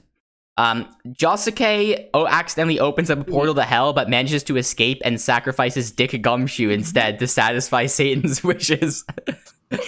Did Gumshoe insult his fucking hair to provoke that? Wait a minute. Gumshoe would never insult someone's hair. Wait a minute. Gumshoe Wait a is the minute. nicest man alive. Hold on a fucking second. I need to really quick. I need to say this. So I just out of curiosity looked up, Bulgarian Spider-Man. Like, oh, maybe there's fun fan art of something like that. I just fucking found this. It's some article from a site called harddrive.net titled "Spider-Man fans are furious over Bulgaria's involvement with the Central Powers during World War II." That's a satire news site, by the way. Just so you know, it's not real. Okay. I know because they trolled Elon Musk a lot, and I saw the interaction on Twitter. There we go. I see it now. There's a quote in here that says, "Not even the Amazing Spider-Man 2 was that fucking lazy. This shit reeks of Avi Arad." Yeah, this is definitely a parody. Yeah, no, Hard Drive is kind of like a parody news site, like The Onion, basically. I take it they're like the Nerd Onion. Yeah, That makes basically. all the sense. I just found that so fucking hilarious because it's like of all the things that could pop up when typing in Bulgarian Spider-Man. Like, the solid 10 seconds you had thinking that was possibly serious before I clarified it was a satire site was just comedic perfection. I mean, to be fair, with how Spider-Man fans are, like, No, you're right. That is totally something they would complain about. yeah. The Spider-Man fans just walking out of Across the Spider-Verse being like, 9 out of 10. Great movie, but I had to take away points for Bulgaria joining the Central Powers in World War I. That's totally something that honestly, with the state comic book Twitter is in right now, I really think that's something that would actually happen. Yeah. Teru severely slices Doofenshmirtz with a sword. No! It's funny imagining that Teru would have to use a sword to decapitate anyone. Or severely slice them, or whatever. Oh, I wish we had Sakurai doing that. That would be so in character. Loboto, I can't wait for you to get all these jokes once I've showed you these anime. Jolene strangles Jade after engaging in a fist fight. I mean, yeah. It seems obvious who would win.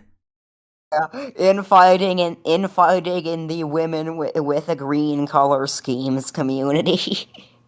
What do you mean with green color schemes? Jade is like black and white. I mean, associated with the color green, you know? Oh, yeah. But yeah, I was just pointing out, Jolene is like fucking muscular as shit. There is no way Jade had any chance in this. I mean, well, to be fair, Jade does have a gun. Oh, yeah, that's true.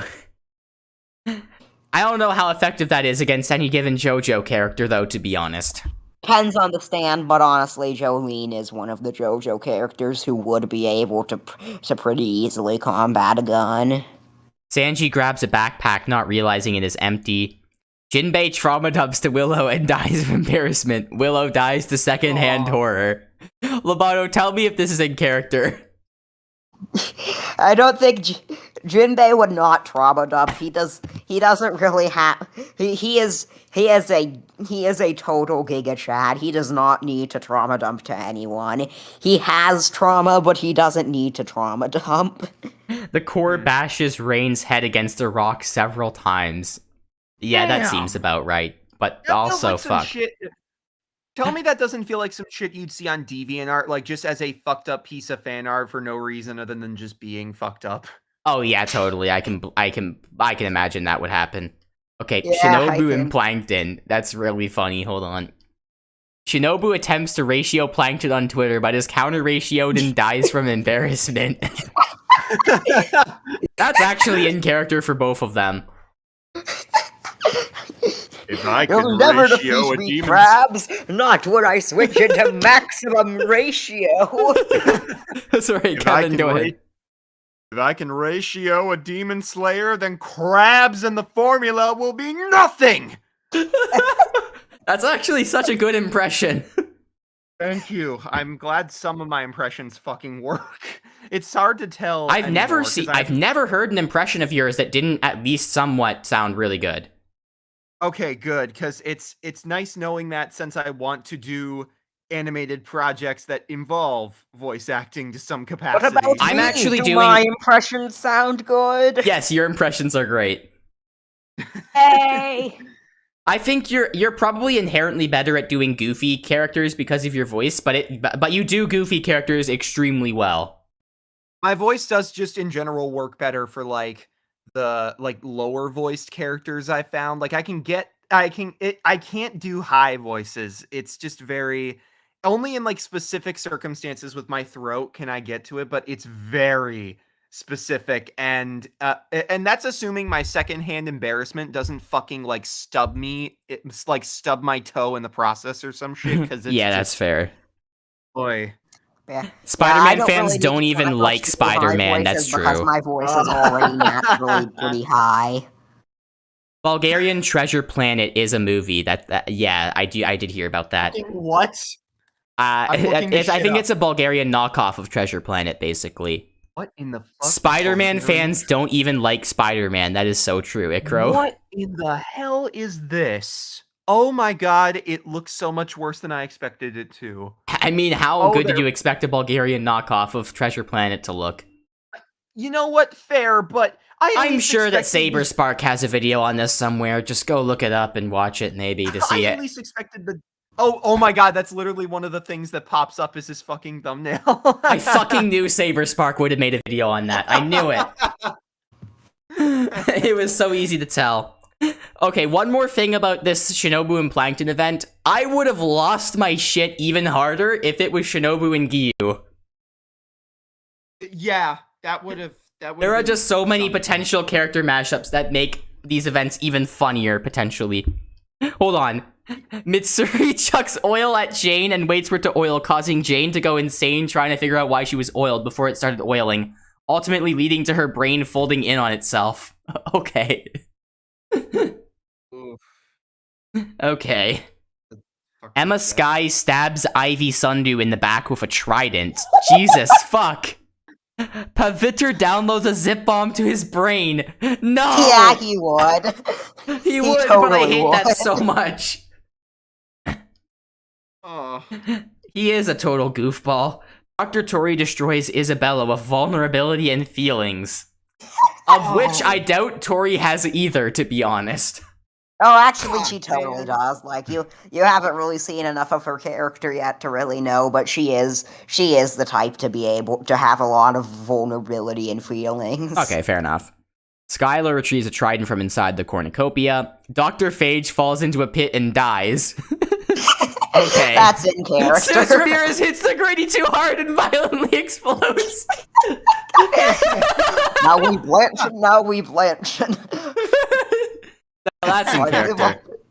Oh wait, I forgot to say this. But Kev, I'm actually working on some skits, like impact font meme skits with voiceover, and I'm wondering if you might want to like do some impressions for those, because I'm planning to do a bunch of those in the future.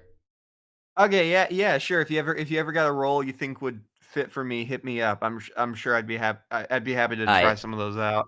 Okay. Andrea retrieves a trident, blah, blah, blah, blah, blah. Engineer TF2, Stan Pines, Perry the Platypus, and Emmy form a suicide pact, killing themselves. Perry, why? Engineer just kill Pines. Poor Emmy. She's the only character that is actually, where I can actually imagine this happening in a somewhat sad way. This stream is doing the Phineas and Ferb character so fucking dirty. My God. Also, half of me wants to say it's not in character for Stan to do this, but the other half says it is. I can't decide. Stan is a goofy character, but like he has so much like pent up trauma, and he has so much pent up trauma that I can actually see it happening. You know, with the engineer, I just realized the engineer, like, basically committing to, like, a pact where he and a bunch of people know they're gonna die. That's literally the plot of the TF2 animation expiration date. When you think about it, like, it... Oh, you're not wrong. You're right. Yeah, that's true. It's not the same thing, but it's like, they know they're fucked, so they're like, well, we all agree to just do our own shit, so... Mort the chicken shoots an arrow at Eagle, but misses and kills Maya Fey instead. Fucking Mort the chicken shooting an arrow. Now who is every single Ace Attorney villain going to pin their murder on? They're just gonna shift the blame to Mort the chicken. True. I saw Mort the chicken peck that person to death. Mort the chicken can't even defend themselves. Mort the chicken's beak is not sharp enough. It would not be able to kill someone. It's really funny because Mort can't even defend himself in court because he can't speak. It reminds me of this one time. There is literally an actual scene in Ace Attorney where Phoenix calls a parrot to the stand. I remember hearing about this story about how, like, there's one record of, in medieval times, a pig being tried in court. Amazing. I don't know what the context was, but the pig ended up being found. I didn't know police officers existed back then. Oh damn! Back then they were on the shitty end of the justice system. Insane. But seriously, yeah, I think the pig was found guilty of whatever the crime was and was just executed. That's really fucking funny to think about. Like, they thought it was worth it to give a pig a trial. Johnny Joestar depicts Sanebi as the soy jacket, himself as the Chad. That would totally drive him fucking nuts. Yes, 100%. Even his picture looks soy jacky. Yeah, and Johnny's looks chatty. It's perfect. Yeah, Sanemi is totally the kind of person to get to just lose his shit over that sort of thing. I'll take your word for it.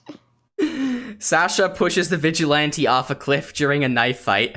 The vigilante was sent by King Andreas to track down her in grime. True story. Wait a fucking second. Vigilante is dead. Did you guys not hear what I said? I heard what you said, but there was a delay for a second. It was like Sasha, delay, and then the rest. Okay. For like a second or two. I was saying, Sasha, the vigilante was sent by Andreas to track down Sasha and Grime alongside the Yunin. Yeah, It's even funnier because Yunin was also knocked off a cliff. If it Oh, was you're right. Forgot about If it that. was Vigilante from Peacemaker, that would be a very fucking different story. I mean, I honestly believe the Pizza Tower characters are just as, if not more, busted. They're Squidward busted tentacles. through sheer cartoon logic. Squidward sets an explosive off, killing Molly. He had enough. He said, Squidward fucking loses his mind. Yeah, I imagine Squidward would not like being in the hospital. The freaking awful hospital. Oh, of course not.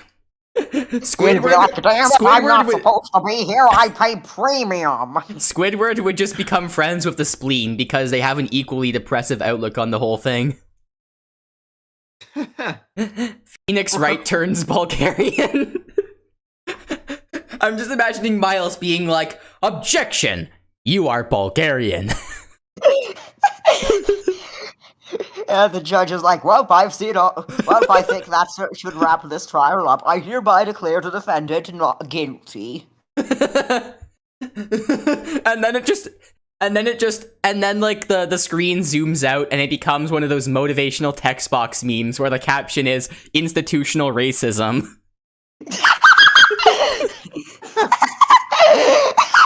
I guess institutional xenophobia is more accurate in this case, but you know what I'm saying. Master Uguay turns Bulgarian as well. The Bulgarian effect just keeps going stronger. Yeah. It's conquering the spirit realm. Dr. Zomboss throws a knife into the kidney stone mother's head. Okay, what? I'll just assume that means it's eye, because that's also how it died in Canon Awful Hospital. Yeah. Peppino realizes too late he is in a Columbo episode where Tombstone is really upset that his parking spot was stolen by Peppino. Yeah, that sounds like something Tombstone would do. Yeah. I don't know about Peppino, but Tombstone definitely. Kikimora frightens Todd to death with a cotton candy lobster, but accidentally frightens herself to death as well. That is very in character. I can totally imagine her trying to pull that trick on someone, and then it just backfiring, because, you know, Kikimora is just a total girl failure. Yeah. I love that term. Girl failure. It's true. Or you could say loser girl, that also works. No, girl failure is Girl funnier. failure is funnier, though, I agree. And also, Todd being frightened to death by a cotton candy lobster is really funny, considering his entire character is basically being an emotional blank slate. Josuke takes a spear from inside the cornucopia. Huntangu finds a backpack. Ferb unloads an entire SMO. It's this event. It's the requested one.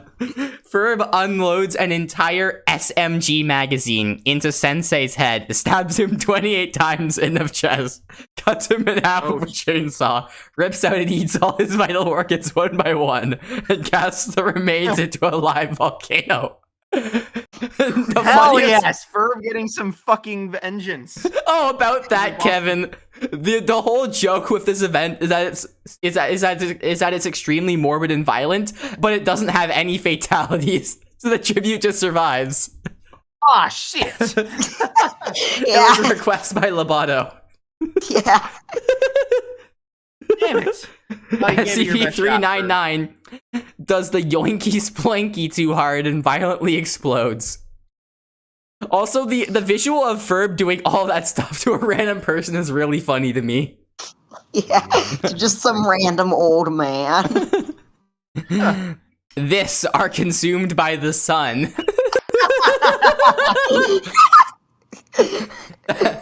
That just seems about right. Yeah.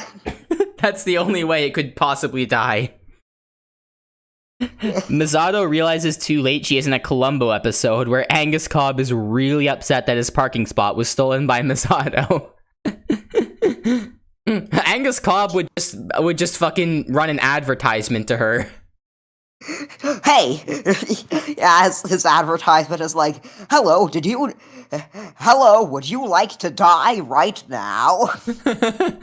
It's also funny because Mizato's kind of like a reporter paparazzi type character. It's just funny imagining that she's there in an investigative, mission or whatever. And that's why she ends up in the spot where she's killed in the first place. Mr. Grimbrim bashes Inosuke's head in with a mace. The fuck? No! Aww. Inosuke, you're better than this. Inosuke survives worse in the show. I believe that Mr. Grimbrim is just incredibly badass. Like, he's never really actually gotten a chance to show it in the Plants vs. Zombies comics, but he seems like the type who would totally just be insanely badass, Now I just want to see Mr. Grimbrim and Inosuke fighting side by side, now that you say that. It's funny, given how Inosuke is in the show, I expect him to be like, to just absorb the fucking mace into his head and say something like, I am the Mountain King, I merely rearranged my brain, you fool. Because that's really on par for his character at this point. Yeah. General Yunin, Medic, Sniper, and Hector form a suicide pact, killing themselves. What? Okay, I am General Yunin, Scourge of the Sandworms. And now, a tombstone. I am General Yunin, Scourge of the Sand. Ding, ding, ding, ding, ding, ding, ding, ding. The bomb would just explode while she's doing her monologue. She would have been able to escape if she had taken that critical time.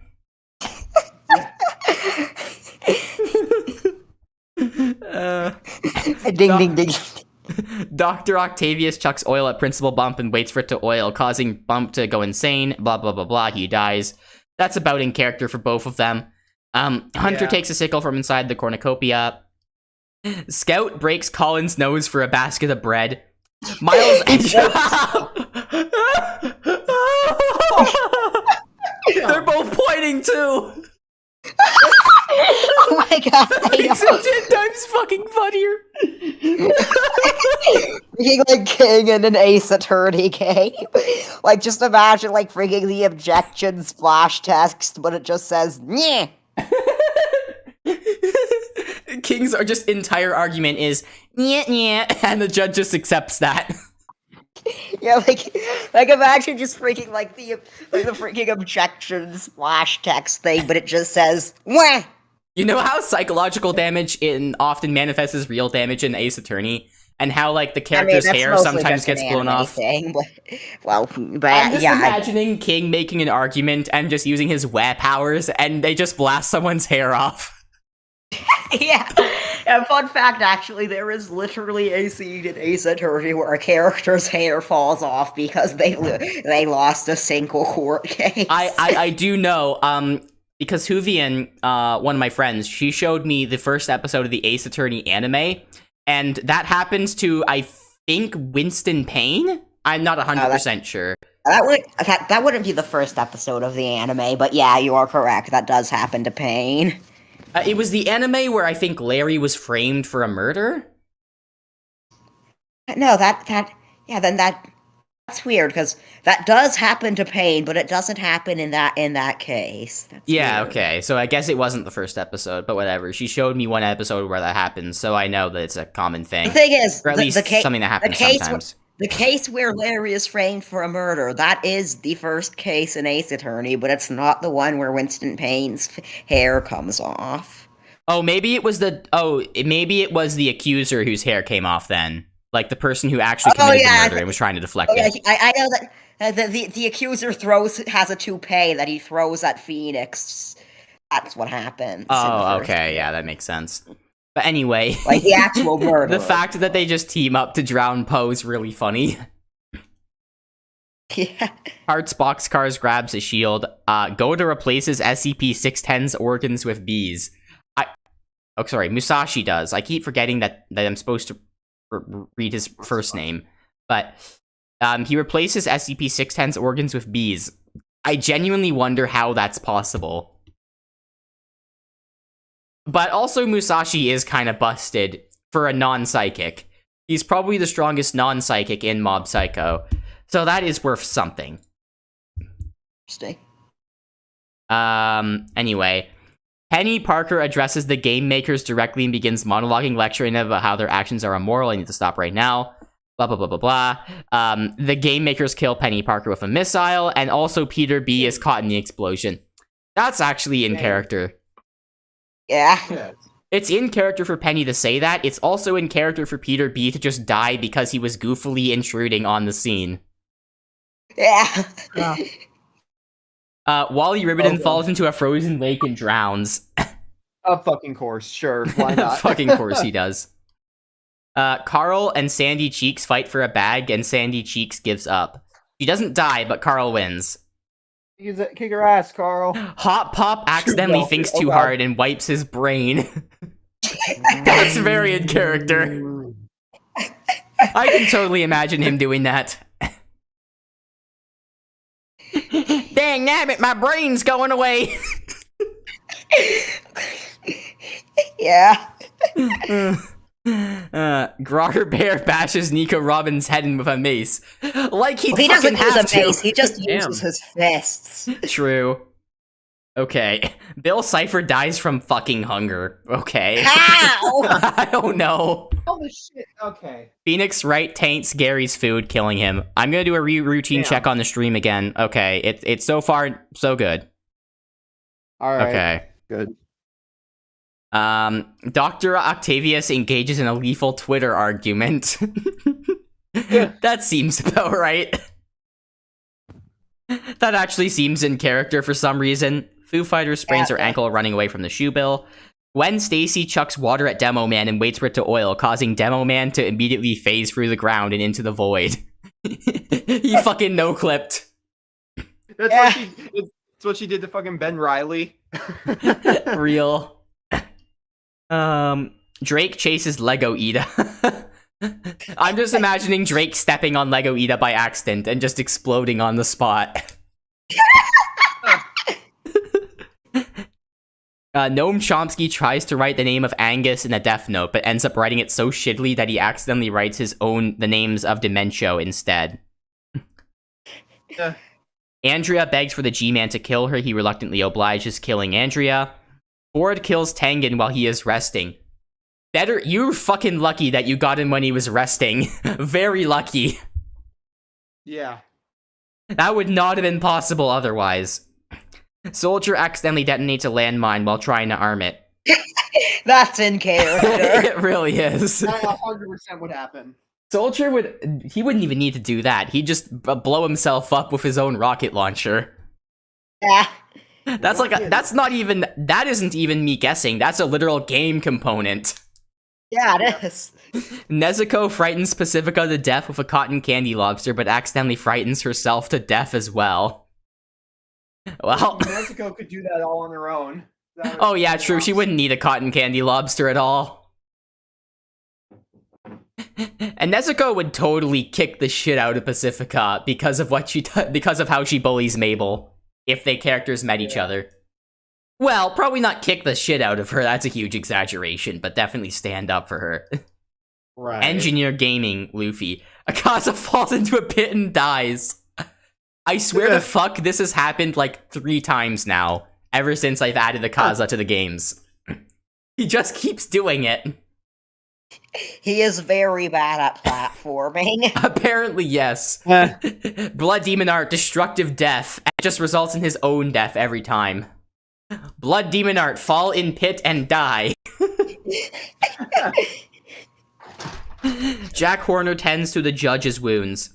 Hart's boxcar silently snaps Minori's neck. Mike Airman tries to spear fish with a trident. Musashi diverts Joe's attention and runs away. Mr. Stick goes hunting. Oh, okay, this is... please... Oh god, this is gonna be really funny. Or it's just... If it's just a normal event, I'm gonna be really disappointed. Genya strangles Obanai with her rope. Okay, first of all, no way he does that. Second of all, he has a gun. I don't think he'd need to.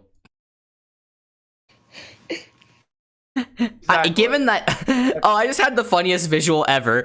I'm just imagining Genya taking out Obanai, and then his fucking snake shows up to finish the fight and just kills Genya, and is like, "Yes, vengeance, vengeance." The snake gets the gun somehow. The snake finishes the fight. The snake with a gun. The snake just holds the gun in its jaw and just just snaps down on the trigger. Yeah. That's really fucking funny. The snake avenges Obanai. Jerome receives clean water from an unknown sponsor. Toichiro overpowers Loggle, killing him. That would happen even in the buff Loggle form, sadly. Yeah. Godot explores the arena. Rarbear I guess turns Bulgarian isn't fatal. It's not fatal, no. It's never been fatal. Rarbear, the ultimate face puncher, turns Bulgarian. Ollie and Steve work together for the day. Ryan thinks about home. Larry begs for Cole to kill him. He reluctantly obliges, killing Larry. It's funny. It's especially funny because of the GIF I used for him. Can you scroll back up a bit? What? To the freaking Godot thing. I want to say something about Godot. Like, I remember before when Godot turned Bulgarian, you made a joke about his visor. Yes, I did. Change. Yeah. You know what's really funny about that? The thing. So like, there's like a thing with Godot where like because his visor kind of like represents how he's actually colorblind and can't see the color red. Oh. I imagine that if his visor changes to the color of the Bulgarian flag, now he's even more colorblind, and there's 3 colors he can't see. He requires Bulgaria vision to save his eyesight. No, it makes his eyesight worse. Well, I mean, you're saying that like the visor is prescriptive. Is prescriptive and not descriptive. Like the visor is supposed to exist to solve his eyesight problems. No, I'm not really. I don't think it is. I'm not really entirely sure what exactly is going on. Regardless, Grarbear turns Bulgarian as well, and then anyway, yeah, Larry begging for someone to kill him is even funnier given the GIF that I used for him. Yeah. Yeah, Larry. Yeah, I feel like Larry is the type to get super over dramatic and ask someone to kill him over something probably really small and insignificant. Oh no, Sprig! Oh fuck! Antangus shoots a poisonous blow dart into Sprig's neck, killing him. That sucks. Enmu accidentally recites the speech that instantly kills you. That's in character. I can just imagine that happening for some reason. Yeah, I can see him getting tricked into doing that shit. Miss Pauling thinks about home. Plankton collects fruit from a tree. I love how this image of Plankton makes it seem like every single action he commits is devious, even when it's something as innocuous as collecting fruit from a tree. Yes, yeah. With this Go ahead. Yes, this fruit contains... this fruit, I saw it being used to make a Krabby Patty. If I can investigate it, I will finally learn the Krabby Patty's secret formula. Yeah. Jean-Pierre Polnareff stalks Dr. Tori. Brooke kills Mogami for his supplies. Mogami is already dead. So is... Wait. Battle of the undead creatures. Yeah. Yeah. Lady Olivia thinks about home. Rui runs away from Spider-Ham. Bro, Rui, it's so funny because Rui's gimmick is based around spiders. Perfect. He is the spider demon. Yeah, even but he he's was not terrified the of cartoon logic demon now, is he? True. He was. And actually, I mean, Spider-Ham is not... Spider-Ham, remember, Spider-Ham is not a pig with spider powers. He's a spider with pig powers. Yes, I remember that. I lost my shit so many times rewatching that. What makes the gag even funnier is that in the middle, when they're all explaining their segments, Penny and Noir turn to look at his area of the screen when he says that out of just pure shock. They just break the barriers of their own explanations to look at They didn't know that beforehand. He had never brought it up. Well, of course not. They all just arrived there very recently. And Boon Choi injures herself. Heavy makes a wooden spear. Okay, well, Anne's still alive. She just injures herself. Yeah. Gus is consumed by the sun. Oh, fuck it. Come on now. Okay. Oh, God. This does not look good. Okay. Ida, Clawthorn, Eagle, Jotaro, Kieran, Jodo, and Hank Schrader track down and kill Daki. That's a reasonable amount of characters to kill her. Yeah. She's not one of the strongest demons, but she's still very, very strong. And now that I think about it, basically no one but Jotaro even has a chance. I mean, Ida's also pretty strong. Season 1 Ida, maybe. Post-curse Ida, not really. Or like post-curse worsening, I mean. Yeah. Or Owl Beast Ida could also inflict some damage, I guess. I was thinking either Season 1 Ida or Owl Beast Ida. But yeah, I guess Harpy Ida. All of the Upper Moon demons are busted, even Daki, who is, like, considered to be the weakest one. But the fandom really underrates her in general, because, like, I mentioned being on the subreddit before, Kevin, for Demon Slayer. Yeah. So I talked to someone on the subreddit, and they legit told me that they've heard people say that she's weaker than Lower Moon level, and I think I lost brain cells reading that, because no, the fuck she isn't. The Lower Moons are fucking pathetic. Like, compared to Upper Moons, they are literally nothing. It's laughable that someone could even have that take. Man, you could not imagine the number of brain cells that I have lost seeing people discuss One Piece power scaling. And I imagine it's worse than Demon Slayer power scaling. Because at least with Demon Slayer, you kind of get clear answers as to who's stronger, at least with the moons, because they're all ranked canonically, and people still argue over that, over whether or not the rankings are accurate. So... Meanwhile, the issue with power scaling in One Piece, meanwhile, is that One Piece is deliberately tries to establish that there isn't really an objective measurement of power. Like, it's deliberately meant to not be it's deliberately meant to be like there isn't any like, One Piece is deliberately meant to have a system where you can't really objectively measure people's power. Yeah, that makes sense, pretty much. And, I mean, yeah, with Demon Slayer, the Hashiras are not ranked by power canonically, as far as I know. Maybe in the manga at some point they are. I've heard little tidbits, but I haven't actually read it, but... only the demons are, and the demons are the bad guys. So I always kind of assume that Gotogay was trying to. I must have pronounced that very wrong, but Gotogay was probably trying to say only the villains do this power scaling thing. Maybe it's bad, but whatever.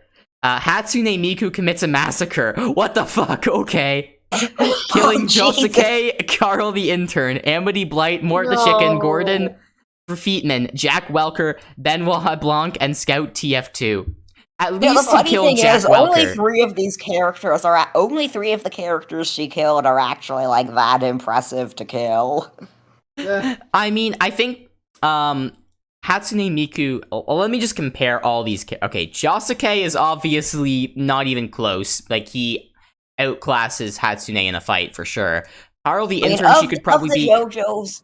Like, of the main JoJo's, I'd say Josuke might be the weakest, but that does not mean he is actually weak. Oh, that doesn't say anything. He's still a JoJo.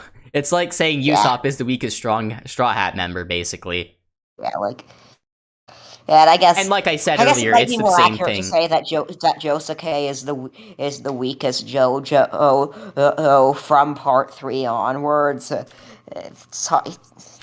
Because I've told you before about how JoJo didn't introduce stands until Part 3, so characters before that point just kind of so the power system was just kind of completely different before that point. Yeah, fair enough. Yeah, and it's the same. Again, it's the same thing with like Daki. She's still very powerful, even though she's technically the weakest Upper Moon. I mean. Yeah, I mean, I could clarify more about her position, but I would be spoiling a large part of the anime, so I'm not gonna. But anyway, going back to Miku's massacre here, the Miku massacre, if you will. Mikusuker, if you will. Obviously, killing Josuke is pretty impressive. Killing Carl the intern, not really. Amity Blight... could put up a decent fight. No, Amity could win against Hatsune Miku, because Hatsune doesn't have any magic. I don't think... unless she just shot her. It's kind of hard to say. Like, I mean, the thing is, Hatsune Miku is a robot. She could have, like, crazy robot powers that we just don't know about because she's, you know, a musician. Does she have a gun, is the question. Yeah, that would be the big one. Okay, yeah, then she could kill Amity. Mort the chicken. That's not even really a question. Although maybe Mort could survive by cartoon logic because of Pizza Tower, but whatever. Except Mort isn't originally from Pizza Tower. Gordon Feetman, she could probably kill him with a gun. Well, no, because keep in mind, this is like... Gordon Freeman is kind of like just... He is a human, but he is on the... But he is a human, but he is a very badass human. And like... Okay, fair enough. Like, that is Gordon Freeman and not Gordon Feetman, but like, Gordon Feetman's on around the same level, you know? Jack Welker also, she probably could, but, I mean, Jack Welker is pretty skilled in, like, terms of being a mercenary, so I don't know. Tough bet. Benoit Blanc, she could probably kill him. He's very smart, but he's not very good at fighting.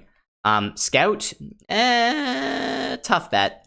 We're assuming that Hatsune Miku doesn't have any special powers and she just has a gun. Yeah. I don't know why the fuck we're having this conversation. Because it was mildly amusing. True. If it seems Mitsuri like dies from an infection. Oh, fuck you. Come on now. Aw. Damn it. Okay. Sorry, what were you saying before that, Kev? If it seems like I'm kind of not really engaged as much, by the way, I've been searching for like the past 10 minutes for my stylus. I cannot for the life of me find it for some that's reason, good. so Don't worry about it. If you hear any sounds like this, just know that's me just fucking around trying whatever I can to look for it now, because I legit No worries, have no idea. worries. It's all No good. worries. King Where's the DDD fucking waddles fucking Emma one? Sky and Johnny Joestar raid Hunter's camp while he is hunting. Of course Hunter would go hunting. Very in character. Yeah. He's living up to his name. Also, also the fact that Waddles is in on this is really funny to me. What? Cut out for a moment there. The fact that Waddles is in on this is also really funny to me. Waddles is just consistently a fucking menace. Yeah. McGucket fishes. Miles constructs a shack. BBQ girl receives an explosive. Michiro stabs Colin while his back is turned. Yeah, he could probably do that. Ferb throws a knife into Dave Strider's chest. Oh, Jesus fuck. I imagine that it, like, goes right through the gear on his shirt. Yeah. Dave Strider was annoying That's kind of just a basic rule of Homestuck. Whenever somebody is impaled through the chest, it will always go through a symbol on their shirt. I'm just imagining that that Dave just pissed Ferb off really hard by his annoying raps. Yeah. Baljeet sprains his ankle running away from Tony Chopper. Mob kills Clone Andy with a hatchet. Mob would never do that. Not even in a million years. Not even to, like... No, I do not care if you say that Clone Andy would be trying to kill him. Mob would find a way to disarm Clone Andy without inflicting a fatal wound. Period, point blank. And it's not like he doesn't have the power to do that. I mean, Mob is basically fucking god level in the show. So... I get the impression that Mob is actually like the Steven Universe memes. No, not even close. No, he'll still throw hands when he has to in a fight. He just won't kill anyone, basically. Gotcha. Okay. So, I mean, kind of like Steven Universe in a sense. Not obviously two very different characters still, but yeah, I get the comparison. Tomei sprains her ankle running away from Major Monogram. Aaron pushes Sasha off a cliff during a knife fight. Okay. Damn. Well, this time Aaron actually did end up killing a child. Yeah. Wendy turns Bulgarian. Okay. Sure. Sup, guys? I'm Bulgarian now. Pretty cool, right? Skylar White is consumed by the sun. Considering how bright this fucking picture is, it kind of makes sense. Yeah. Kaya thinks about home. Rio Morales does the yoinky splinky too hard and violently explodes. What? Okay. No one my age does those actions in that order. Lord English strangles Pyro with a rope. Okay. I don't think Pyro ever had any realistic chance against Lord English. Yeah. SCP-939 bashes loses head against a rock several times. No! No! God damn it. At least I think Anna's still alive. So we still have one amazing Disney protagonist. Yeah, but still, this is just... I'm sick of the SCPs taking all the fucking wins at this point. I know, I forgot to remove them because they were Saf's characters, but I think at the very least Loboto kinda knows who they are, so they're not I entirely know some of them. SCP-5520 tends to Reagan's wounds. Ear Skeleton runs away from John Egbert. Sensei and Doma track down and kill Jay. I know that you said that Jay is a piece of shit, but I do not, under any circumstances, gotta hand it to Doma. I am not. Sensei. I am not giving him a W Sensei, here. Though. Sensei's cool. Yeah, I'll hand the W to Sensei, but I'm not giving anything to Doma. Especially not a woman. Mayor Toadstool accidentally recites the speech that instantly kills you. That's definitely in character. Yeah, like, so I do declare, you want, you don't want, you want, you don't want, you want, you don't want, at all. Well, the Loboto died because he recited the speech that instantly kills you. I was about to say. Alright, Alright, Kev, let's finish up the rest of the stream by ourselves now. Yep, let's see. Okay, hold on. SpongeBob. I'm reviving Loboto right now with my secret revival powers. Boom. I specifically made sure to warp time so you can finish your tea party with Hades for this time. Afterlife, there is nothing there. Loboto, I decided to warp time so you could finish your tea party with Hades at this point. So, thank me later. Nothing there. So, you didn't have a tea party with Hades the last time you killed yourself by reciting the speech. I don't know, I'm trying to get caught up on the lore here. Joseph Joestar runs away from Sandy Cheeks, and the fucking JoJo character runs away from a fucking squirrel. That's really funny. I mean, SpongeBob's cartoon logic is... Joestar family secret technique. I mean, SpongeBob cartoon logic is probably unironically one of the only things that could overpower Stans. Or sorry, no, Stans weren't introduced yet. Like, it's actually like an established running gag of JoJo that Joseph's secret ultimate technique is to just get the fuck out of there. Yeah, that's actually kind of smart. I mean, my apologies. I know that Stans weren't invented yet. I just made a mistake, but I do think that SpongeBob cartoon logic might be one of the only things that can defeat JoJo characters. I mean, Joseph does get a stand later. Oh, yeah, okay. Yushiro spears Mr. Grimbrim in the abdomen. Jeff receives fresh food from an unknown sponsor. Master Oogway begs for Kanbei to kill him. He refuses, keeping Master Oogway alive. Master Oogway would not ask for death. Certainly not. Josuke bleeds out due to untreated injuries. King foolishly invests all his money into a cryptocurrency scam, losing it swiftly. He turns to bath salts to cope and dies of an overdose. That's literally that's just the B plot of an average season 1 episode of The Owl House. Yeah. I can totally imagine that happening. Yeah. Death makes a wooden replace spear. bath salts with some kind of magical drug thing. True. Something from the Potions Coven. And the cryptocurrency is just fucking Bellows coin or some shit. Yeah. Okay, Giyu and Sanji, we got a matchup here. It's gonna be interesting. Giyu runs away from Sanji. Okay, it was just the most fucking boring event that could have possibly happened. Okay, cool. You know what's funny? A lot of Giyu kind of has like a somewhat stereotypically feminine appearance for a guy, so I totally imagine that the reason Sanji didn't bother to fight him was because he mistook Giyu for a woman. That would be really funny. Jodio replaces Dr. Man's organs with bees. I mean, I'm pretty sure he'd be used to that in the awful hospital, so I don't know if it would actually kill him. Yeah. Dr. Tori would be on it in no time. Yeah. Also, since you said Jodio is like straight up a sociopath, it kind of makes sense that he'd do something like that. Yeah. Gus Fring goes hunting. Kirby silently snaps Mabel's neck. Jesus Oh fuck. god. Winston Payne's trap kills Saul Goodman. Adder cannot handle the circumstances and commits suicide. Is that in character at all? No. I figured not. Okay. Mr. X Adder would Miles be the Edgeworth. one driving someone else to suicide. True. Mr. X, Miles Edgeworth, and Squidward track down and kill Teru. No! God damn it. I honestly would really love to see an interaction between Teru and Mr. X, though.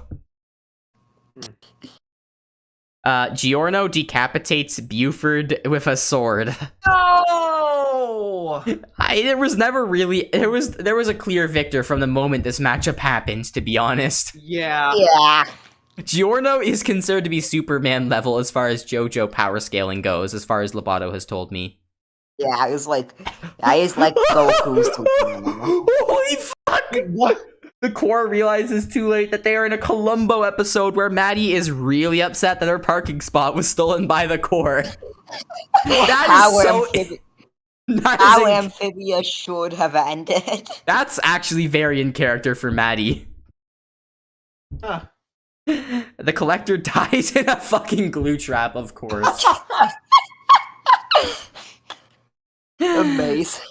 And that seems about right. Spider-Man, hold on, I'm doing another routine check of my stream, and we're still streaming just fine. When can I be featured in one of these? Not for a while, because there just isn't going to be another one until I'm back from my trip, probably. But I'll probably add you to one. Icromantis. Jolene, I'll maybe consider it eventually. Jolene and Marcy hunt for other tributes. Let's see. Lilith steals from Tombstone while he isn't looking. Dr. Zomba sees smoke rising in the distance but decides not to investigate. Captain Grime, Joseph, and Heavy cheerfully sing songs together. That seems about right. I totally imagine. He literally sings. Isn't there literally there's literally a voice line in TF2 where Heavy is singing and he says, "Come, sing with me." It's all just like Grime just blasts like patriotic Toad War music the entire time. Yeah. Yeah. The and Joseph sings like freaking Weird Al music or something. That makes sense. I can just tell. Joseph is canonically a Weird Al fan. That is an established fact in JoJo lore. Fun fact, one of my parents have these close friends who happen to have, I think, like a cousin or an uncle of some sort, who basically works for Weird Al, like in his band or something, like as a drummer, something like that. So that's really interesting. So I'm basically like, I don't know, 3 steps separated from Weird Al in terms of relations. So I always thought that was pretty interesting. I'm gonna be really pissed if someone somehow reverse engineers what I just said to track me down in real life. I don't think anyone's gonna bother because no one fucking watches these streams, so I think we're good. Yeah. The G-Man unloads an entire SMG magazine into Tombstone's head, stabs him 28 times in the chest, cuts him in half with a chainsaw, rips out and eats all his vital organs one by one, and casts the remains into a live volcano. That just seems like something the G-Man would do. Maybe. The G-Man just strikes me as a evil guy, you know? He is probably evil, I think. Like, I like how mean, no one knows anything about what G-Man's deal is. Yeah. Genya tends to his wounds. Squidward hits the gritty too hard and violently explodes. Oh, you think I can't hit the gritty SpongeBob? Watch this out. I'll show that Squilliam Fancyson. I said right foot. This was a really bad idea. Lord English lets Sandy into his shelter. I don't know if this is good for Sandy.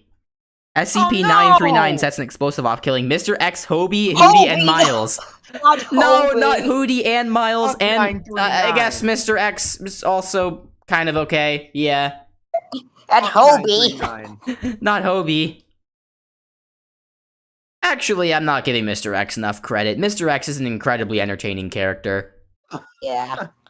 Jack Hobie Horner also depicts... totally deserves it. Oh, yeah, true. Any government agent fucking does, honestly.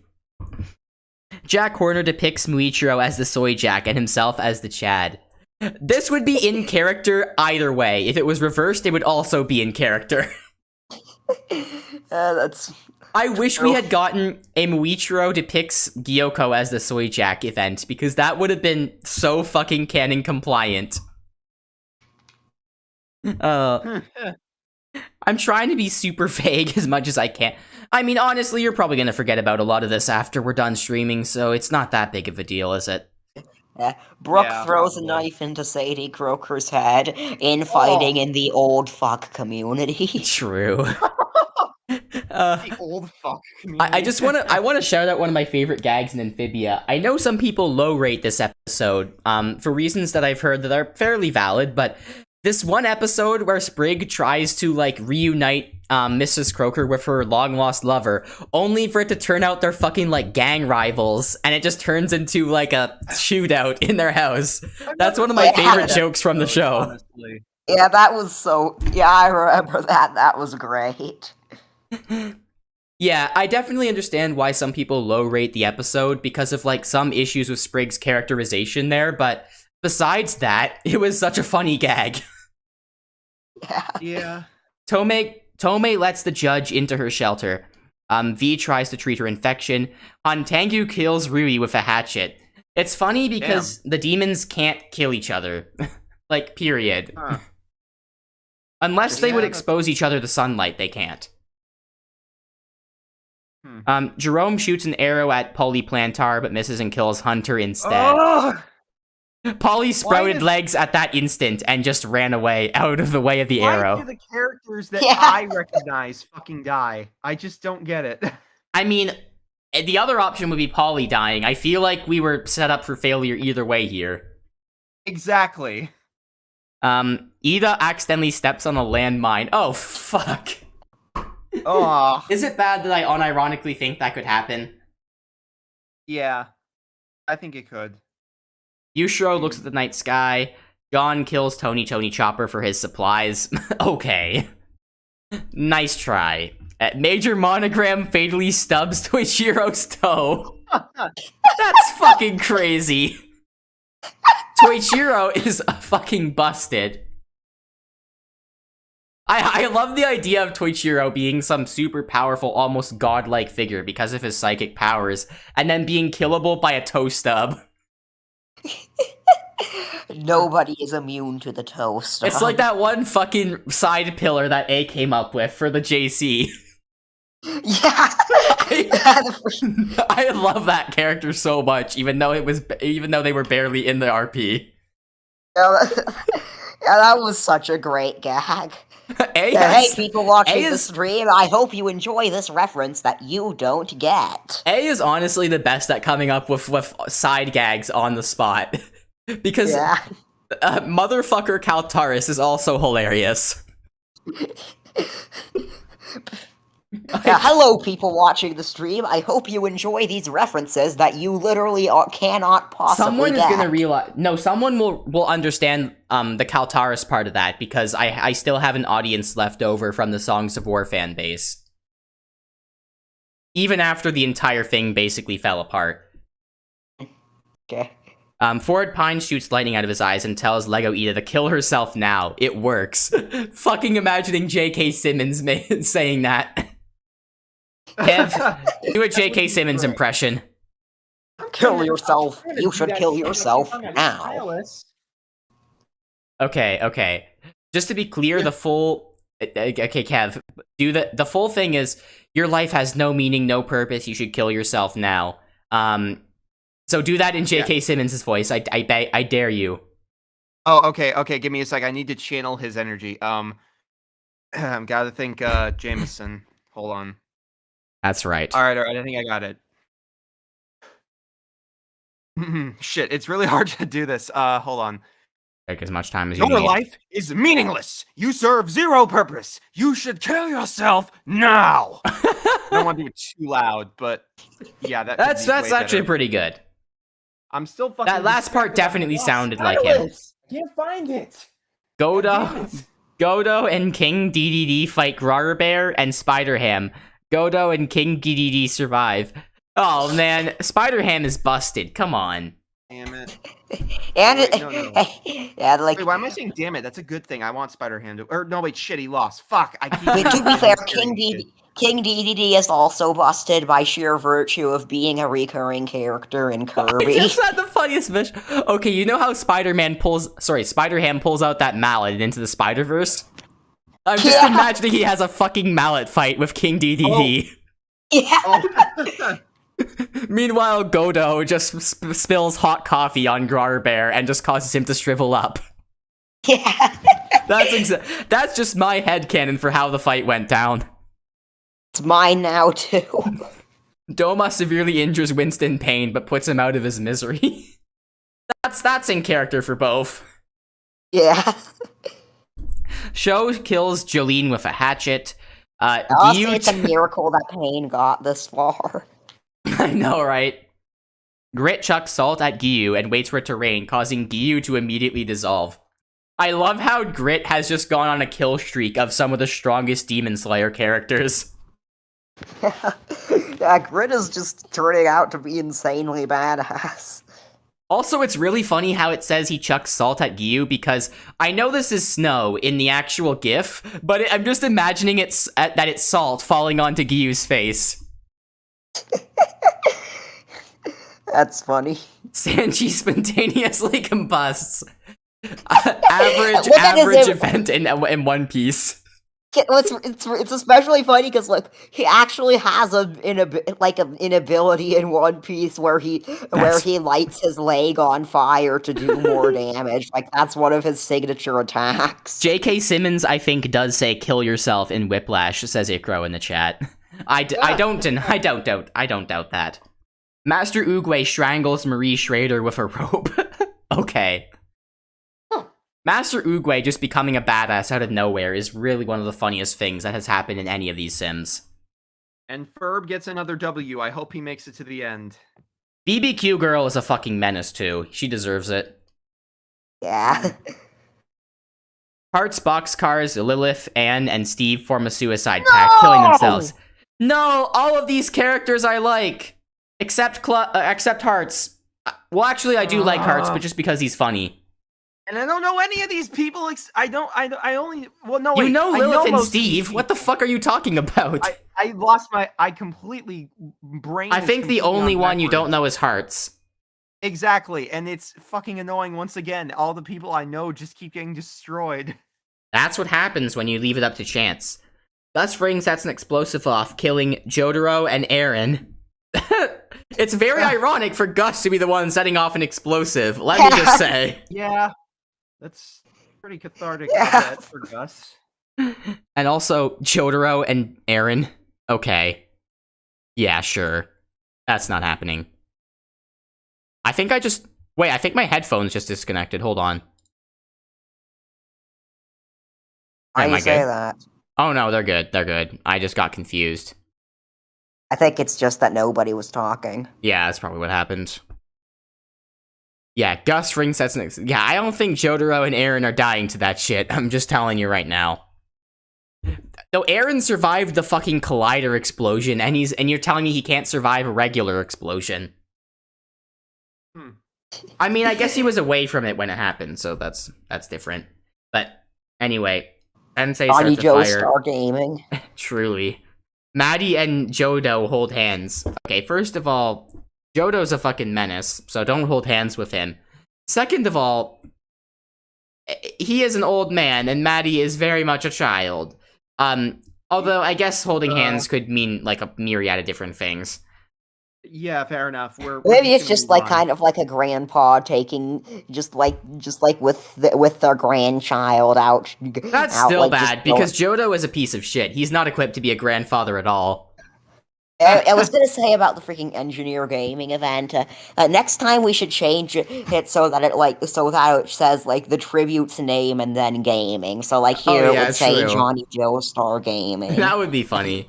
Go start gaming. Emma Sky is awoken by nightmares. Reagan catches Mr. Stick off guard and kills him. Down with the bourgeoisie. Yeah. It's funny because Reagan is the bourgeoisie, technically. He's the petty bourgeoisie, to be specific. Oh gosh, Marcy, please make it. Yes! Marcy made it, don't worry. Miles and Marcy work together to drown McGucket, which is really funny because the fuck did McGucket do to them? Yeah. I'm imagining they used the water right outside Newtopia, the same one that Marcy's running around in this GIF, to drown him. Yeah. Marcy almost died several times in the process. The shoebill accidentally thinks too hard and wipes his brain. Okay. It's not like there was really that much there to begin with. It's a shoebill.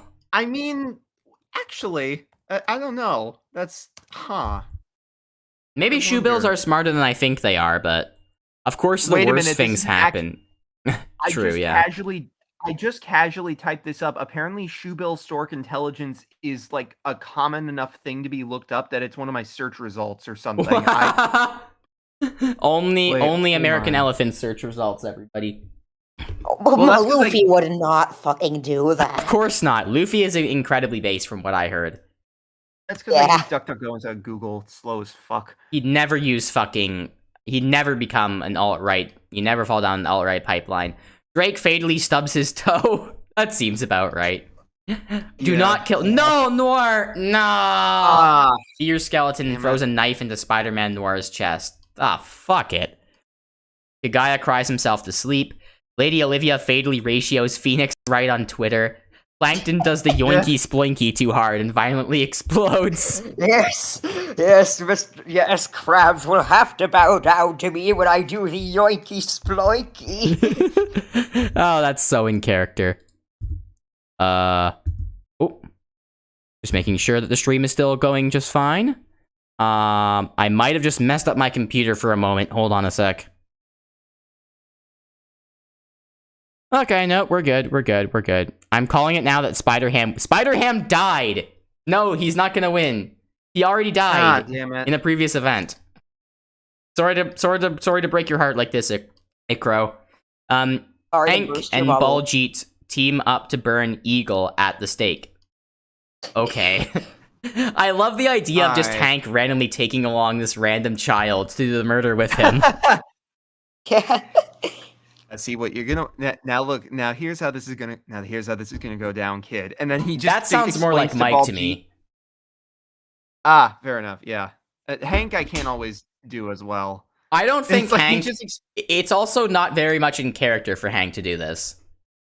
Yeah, I also, and I'm just gonna stop the impression there because I cannot do Baljeet's accent regardless. So No. probably I don't probably think you should... dodging a bullet. Definitely Probably do not dodging a bullet even there. bother trying. That is a very Yeah, bad no. idea. Dr. Zomboss, Mike Ehrmantraut, and Hatsune Miku get into a fight. Hatsune Miku triumphantly kills them both. Okay. Miku is just a fucking menace in this I game. know, right? How does she kill Mike? That's very impressive. Cole suddenly and inexplicably turns into a tombstone. Musashi and SCP-5520 threaten the double suicide, and it fails and they die. Not fucking Musashi, god damn it.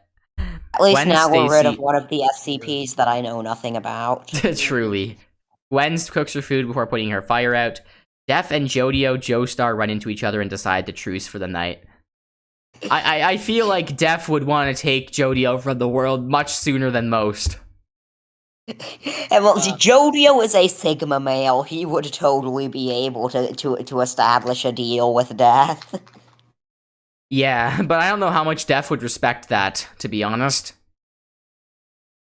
Miss Pauling starts a fire. Waddles, Mob, and Greg Anchuar discuss the games and what might happen in the morning. Imagining these three characters talking to each other is really funny. A pig, child, and zombie. Yeah. Noam Chomsky sees a fire but stays hidden. Jeff tries to sing himself to sleep. Kirby is awoken by nightmares. Angus Cobb suddenly and inexplicably turns into a tombstone. For a limited time only, I am going to turn into a tombstone. Truly. Foo Fighters and Wendy talk about the tribute still alive. Polnareff tends to his wounds. Finally, 220 fucking 6 cannon shots can be heard in the distance. Jesus Christ, Murphy. Okay. Wow. Heavy TF2 fishes. A beer skeleton accidentally opens up a portal to hell, falling inside. They're just going back home. It's true. He's just going back home. And he just drinks beer the whole way through. Lady Olivia chases Godo. Tomei, Miss Pauling, and Johnny hunt for other tributes. Ford sprains his ankle while running away from Genya. You're lucky you fucking escaped. Jesus Christ. Yeah, jeez. Jerome constructs a Rube Goldberg machine to eliminate Master Oogway. That's the sort of shit that Lord Shen would do. Yeah. 100%. I love that Jerome's actually been doing decently well. Like, That's he's really just funny. the janitor. Sho runs away from Doma. Okay, yeah, good idea. Don't want to get anywhere close to that guy. Jeff and Mob die in a glue trap. Oh, fuck you. Both of these characters I really like. Well, really like is an understatement in Mob's case. Mob is straight up, like, maybe my favorite protagonist of all time. So, that's definitely underselling it a little bit. Gwen kills John Egbert for his supplies. Okay. What supplies would John Egbert have on him? Like some... she gets a copy of Spurb. Gwen gets a copy of Spurb. This is how Beyond the Spider-Verse is about to go crazy. Lord English is the true villain. Lord English versus the Spot. Who would win? Oh, I don't know. Both of them are threats to the multiverse. Yeah, that would actually... that would be fucking insane. Polnareff and Captain Grime hunt for other tributes. Polly tends to Def's wounds. That is so fucking in character. Of course, Polly forms a kinship with Def. Yeah. Absolutely. I want to see those two characters interact now. Oh my god. Baljeet commits a massacre, killing V, Brooke, SCP-939, Dr. Tori, Jack Horner, Wendy Corduroy, Giorno, and Han Tengu. Holy fuck! How the fuck? Only one of these characters is even a normal human. I know, right? I should be upset that Wendy and V are gone, but on the other hand, I'm like, fuck it. A Phineas and Ferb character is taking names and kicking ass. Imagine. Now I want Baljeet to win. Yes, I do as well. Okay. I can't believe that Baljeet managed to kill Dr. Tori, Giorno, and Han Tengu specifically more than anyone. How the fuck do you even do that? I have no clue. Baljeet not only soloed an upper rank demon without a demon slayer mark or any training, he also killed Giorno, who is basically again Superman / Goku level and an eldritch being, along with a bunch of other people. So Brooke and Jack Horner are also both really strong. Like the weakest person here is Wendy, and she's still like freaking badass. Exactly. He also kills an SCP. Baljeet would canonically be stronger than all the Hashira in Demon Slayer if we are to go by the rules of this Hunger Games simulator. That's really funny to imagine. Joseph Joestar dies from hunger. Okay. Edgeworth tracks down and kills King DDD. He just prosecutes King DDD to death. Hank Schrader King pushes DDD has been found. King DDD has been found guilty. Has been found guilty of mass genocide. Least severe crimes committed by a Mario villain. Kirby villain. Oh, Kirby villain. My bad. What the fuck am I talking about? By a Nintendo villain. I guess that's what I meant. Oh my god, I'm reminded Hank Schrader of, like, pushes Yushiro off a cliff during a knife fight. Yeah, sure. Okay. That seems very unbelievable, but okay. Maybe if Hank had a gun, then it would be different. No, actually, Yushiro would survive that too, because, again, he's a demon. Okay. Yeah, no, there's no way Hank takes the W here. Greg Anchuar steals from Reagan while he isn't looking. Waddle stabs the G-Man with a tree branch. Yeah, that seems... Jesus. Waddles is a fucking menace. Clearly. Waddles is just hovering over G-Man with a tree branch, and G-Man is like, this will have unforeseen consequences. And then Waddles is like, I don't care, and just stabs the G-Man anyway.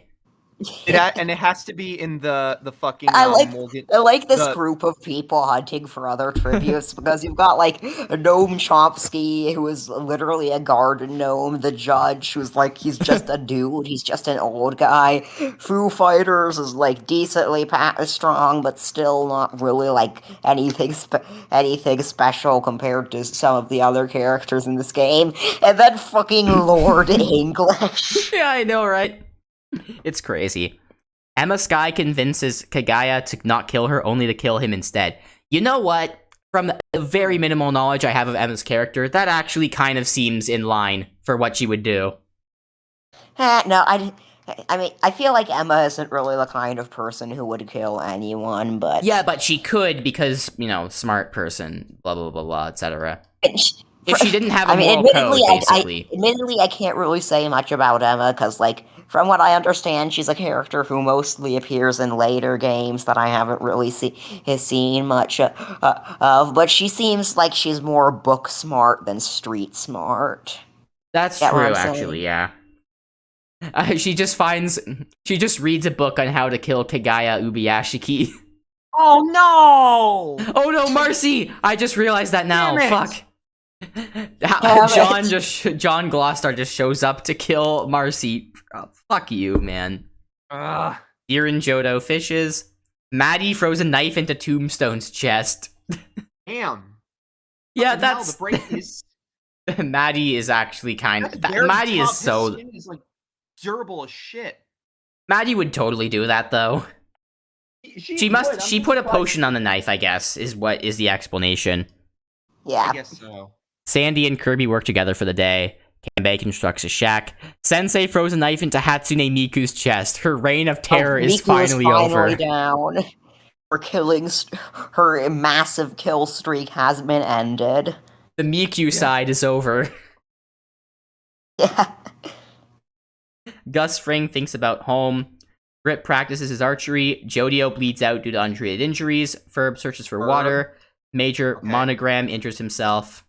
Ooh, He's still alive. Ferb and Baljeet still in the game. I can do this. So is Major Monogram, I think. Yeah, I'm rooting for Ferb, honestly. Ferb and Baljeet for sure. Noam Chomsky quietly hums. Miss Pauling climbs a tree to rest. Kirby declares that we will beat and torture Emma Sky to death. Emma Sky is killed. We will beat and torture Emma Sky to death. Hearing that out of Kirby's mouth is really funny. Yeah. Polly shoots lightning out of his... I don't know why Polly is a he, but whatever. Polly shoots lightning out of his eyes and tells Hank Schrader to kill himself now. It doesn't work, causing Polly to self-destruct out of shame. That's very in character. She just bursts like a fucking water balloon. Honestly, it would be funnier if it actually worked. Yeah. Godo and Major Monogram die in a glue trap. Damn it. Damn. The white hair community really taking some losses today. It's funny how the white-haired characters die in a glue trap. Greg Anchuar constructs a Rube Gold. Okay, yeah, we've had this event already to eliminate heavy TF2. Infighting in the big burly man community. I totally believe Heavy would fall for that. He was eating a sandwich at the time, so he didn't notice the anvil until it was too late. The sandwich was rigged to the anvil the whole time. Yeah. Gus climbs a tree to rest. The judge tries to write the name of Kanbei in the death note, but ends up writing it so shittily that he accidentally writes the name of Foo Fighters instead. That's one fucking way to hand out a death sentence. How? I imagine that realistically, if that happened, the death note would probably kill the band instead. True. Still, it's really funny. Just that's one way of handing out a death sentence. Let me just say that. Yeah, it is. Imagine if judges actually did that in real life. Miles tries to treat his infection. Jodo and Waddles fight Jerome and Gwen Stacy. Jodo and Waddles survive. Oh, fuck you. Damn. Why does Jodo get to live? He's like the least likable Mob Psycho character. Except for maybe Shimazaki. The janitor is dead, and now there's nobody left to sweep the floors. Okay. Loboto, here's a really funny out-of-context fact about Mob Psycho. There's basically a scene in Mob Psycho where the Prime Minister of Japan is talking about how they need to promote women's rights in the government, and then immediately a psychic just shows up and kidnaps him. Okay. Beanly behavior. It's true. Anyway, yeah. Joe cries himself to sleep. Yeah, that seems about right. He would do it where no one is watching him, but he would totally do that. Ferb, Baljeet... Lord English screams for help. Freaking what does he need help with? And who would he get help from? Ferb, Baljeet, Captain Grime, Sandy Cheeks, and Johnny sleep in shifts. Okay. Grit, Genya, and Doma get into a fight. Grit triumphantly kills them both. Oh my fucking god! He can't stop killing Demon Slayer characters. It's like he specifically wants to kill all the Demon Slayer characters. Yes. Yeah, Grit has a vendetta against Demon Slayer characters for some reason. It's true. He fucking killed Upper Moon 2. The third strongest demon in existence. If killing Gyoko wasn't enough of a feat. That's really something. Tomei is launched into space by a volcano. Eventually, Tomei stops thinking, I'm fucking sending that to Saf and Kai right fucking now. That is hilarious.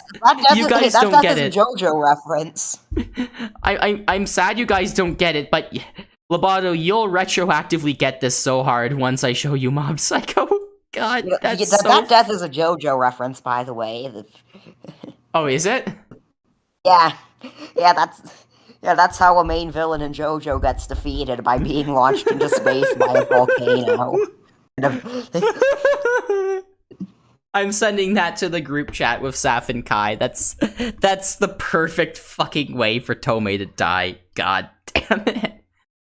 Polnareff sees a fire but stays hidden. Def is unable to start a fire and sleeps without warmth. Lady Olivia and Reagan fight Sensei and Ford. Sensei and Ford survive. Okay. Reagan couldn't bullshit his way out of this one. And Ford proved he has more experience against interdimensional creatures yet again. Yeah, that makes about us. That makes sense, pretty much. Okay, live stream still going strong. What if Waddles is Spider-Ham's uncle that got electrocuted and smelled like pork? Interesting hypothetical you're raising there, Ikro. Okay. Wait, why did Spider-Ham's uncle smell like pork? Wouldn't Spider-Ham's uncle be a spider? Wait, yeah! Because he's a spider! The lore is inconsistent. Yeah, fuck you, Ikro. I can't believe you don't understand Spider-Ham's lore. Yeah, we can't forgive you for this one, Ikro. I'm actually pretty sure that in Spider-Ham lore, he was bitten by a radioactive pig who was actually his universe's equivalent of Aunt May, and her name was May Porker, and May Porker basically forcefully adopted him after the fact. But that's just what I heard. That would explain it, I guess. I mean, yeah, the Spider-Ham comics seem fucking ridiculous, but in like a good way. Yeah. Only 35 people died this time, as opposed to the 226 who died in the first round. I mean, there's Oy. not really that many people left who can Come die on, now. Ferb. Okay, Ferb. I definitely want Ferb to win, yeah. Ferb winning would be great. Randy shoots an arrow at Miss Pauling, but misses and kills Lord English instead. Sandy somehow created the gadget that was capable of killing Lord English. Don't She miss the tried, and catch. she used it on Miss Pauling instead. Indeed. It would be so fucking funny. I'm really sad we didn't get this. Imagine if the way Lord English died was by getting the Fatally Beams the French flag event. Someone That fatally would be beams the French flag onto Lord English, and that's how he dies. That would be amazing. Johnny Joestar receives an explosive from an unknown sponsor. Maddie falls into a pit and dies. Okay. Damn it. Okay, we have a showdown between Grit, Kirby, and Miles Edgeworth. They all just hunt for other tributes. Okay, I hyped that up way too much. You need to stop preemptively assuming that events are going to. Gus Fring pushes Waddles off a cliff during a knife fight. Gus is just fucking beefing with a pig. Which is actually true, because he's a criminal and he's against the cops. Yeah. Oh, god damn it. Noam Chomsky attempts to ratio Sensei on Twitter, but is counter-ratioed and dies from embarrassment. Sensei may be old, but he's no fool. He knows his way around a ratio. He's no boomer. The judge, Kanbei, Sho, and Ford Pines raid Hank's camp while he is hunting. That just seems like something Sho would do for shits and giggles. I don't know about the rest of these characters, though. Kanbei definitely would not. I don't think Ford would either. Baljeet, no! No! Baljeet downloads a zip bomb to his brain. No! God damn it. I actually would like Ferb. Polnareff or Grime to win, by the way. I didn't point that out earlier. Oh yeah, Grime is fine as well. I'm fine with Grime or Ferb, frankly. Okay, Or Ford, I Polnareff guess. begs for Captain Grime to kill him. He reluctantly obliges, killing Polnareff. That's so in character. Yeah. But no, Polnareff. I've really just latched onto Polnareff very hard, despite not even having watched JoJo. You barely know anything about Polnareff. Death is launched into space by a volcano. Eventually, Death stops thinking. Okay. That's a funny way for Death to go out. That's kind of the only way that for Death to be killed that's possible in this game that actually, like, realistically would work on him. I don't know if it even would, because isn't he kind of like a spirit? Yeah, but I mean, just like in the sense that, like he's being knocked out of bounds, you know? Oh, true, yeah. That is a good point. Anyway, John Glosstar assassinates Greg Anshuar. Oh. Okay, so who's left? Grime winning would be cool. Sho or Ford winning would be neat, actually. I'm cool with that. That's basically it. I have no other characters that I want to win. Oh no, Grime. Oh god. Sandy Damn it. bashes Grime's head against a rock several times. That is, well, at least that is at least a way to go out that Grime himself would consider really badass. Yeah. Yeah, I'm rooting for Ferb and Grit. Okay, Gus unplugs from the Matrix. Ford Pines, the judge, Grit, and Sensei sleep in shifts. All the remaining Advanced Force characters are working together, it would seem like. Yeah, and also just Ford and the judge are just there. Jodo Who and were Ferb actually huddle established for to be warmth. working together with Kanbei in the previous day, weren't they? Because they That's raided true, the yeah. camp together.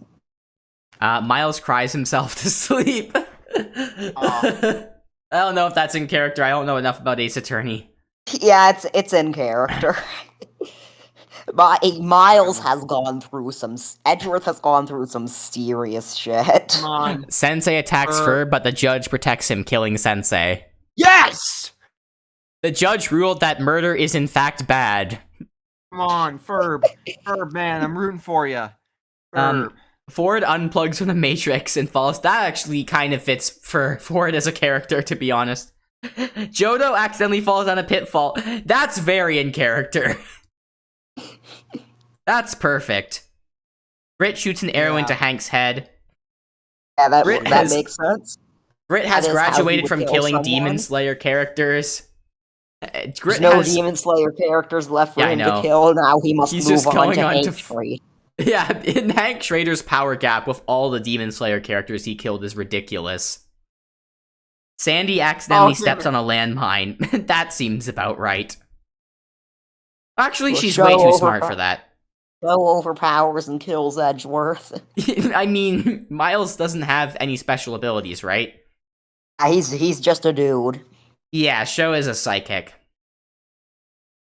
Kanbei unloads an entire SMG magazine into Kirby's head, stabs him 28 times in the chest, cuts him in half with a chainsaw, rips out and eats all his vital organs one by one, and casts the remains into a live volcano.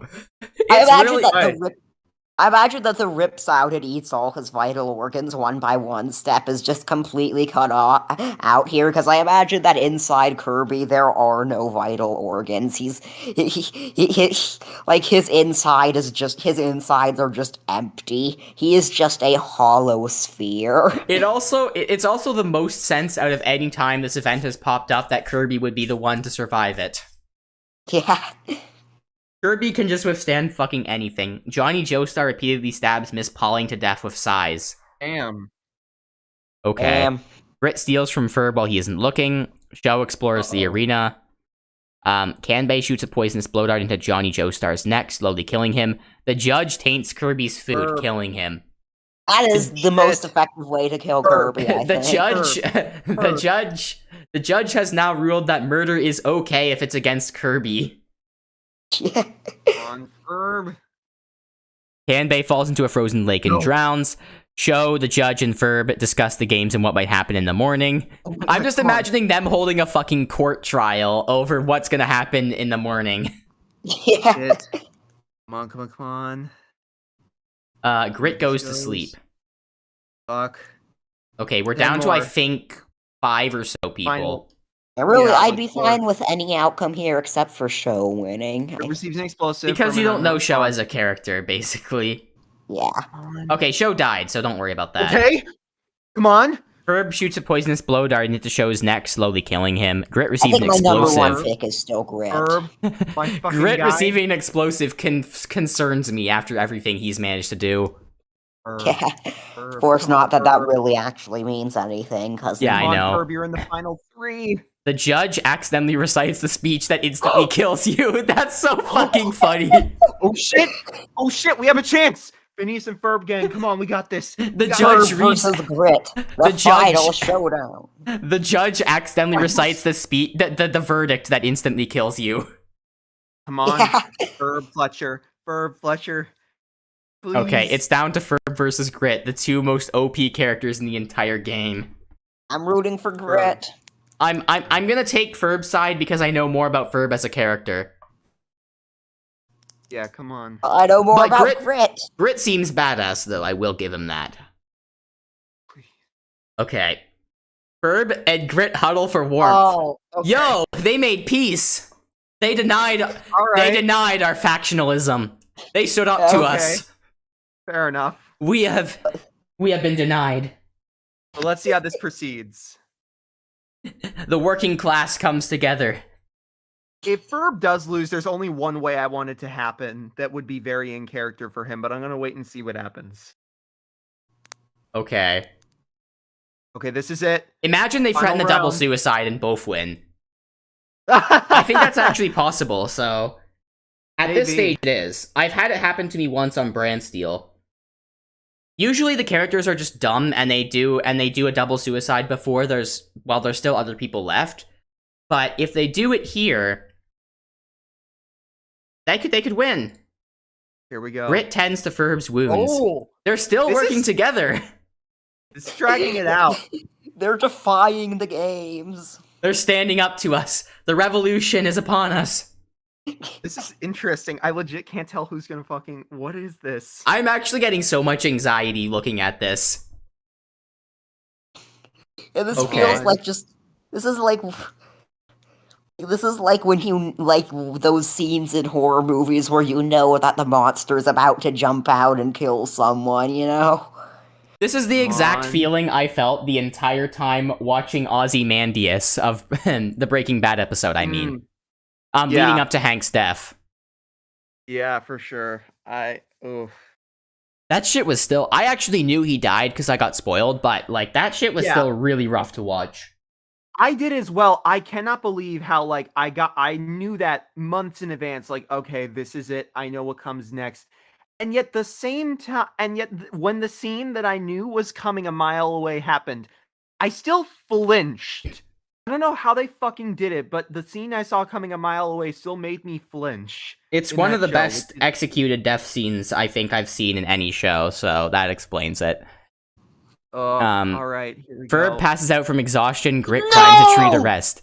That's not a death. No, that's not a death. That's not a death. Okay. The Never mind. passing All out right. from exhaustion does not kill anyone. Okay. All right. Ferb's still all right. alive. He's good. Okay. This is it. Grit eats live tracker jackers, mistakenly thinking they're regular Yes! bees. No! Holy shit! Yes. Yes. Oh my This god! means- Wait, I does just this realized mean- this is at the feast. Oh shit. The feast just shit, consists of one person eating live tracker jackers and dying. Oh The god. funny It wasn't thing really is- much of a feast, it was more of a snack.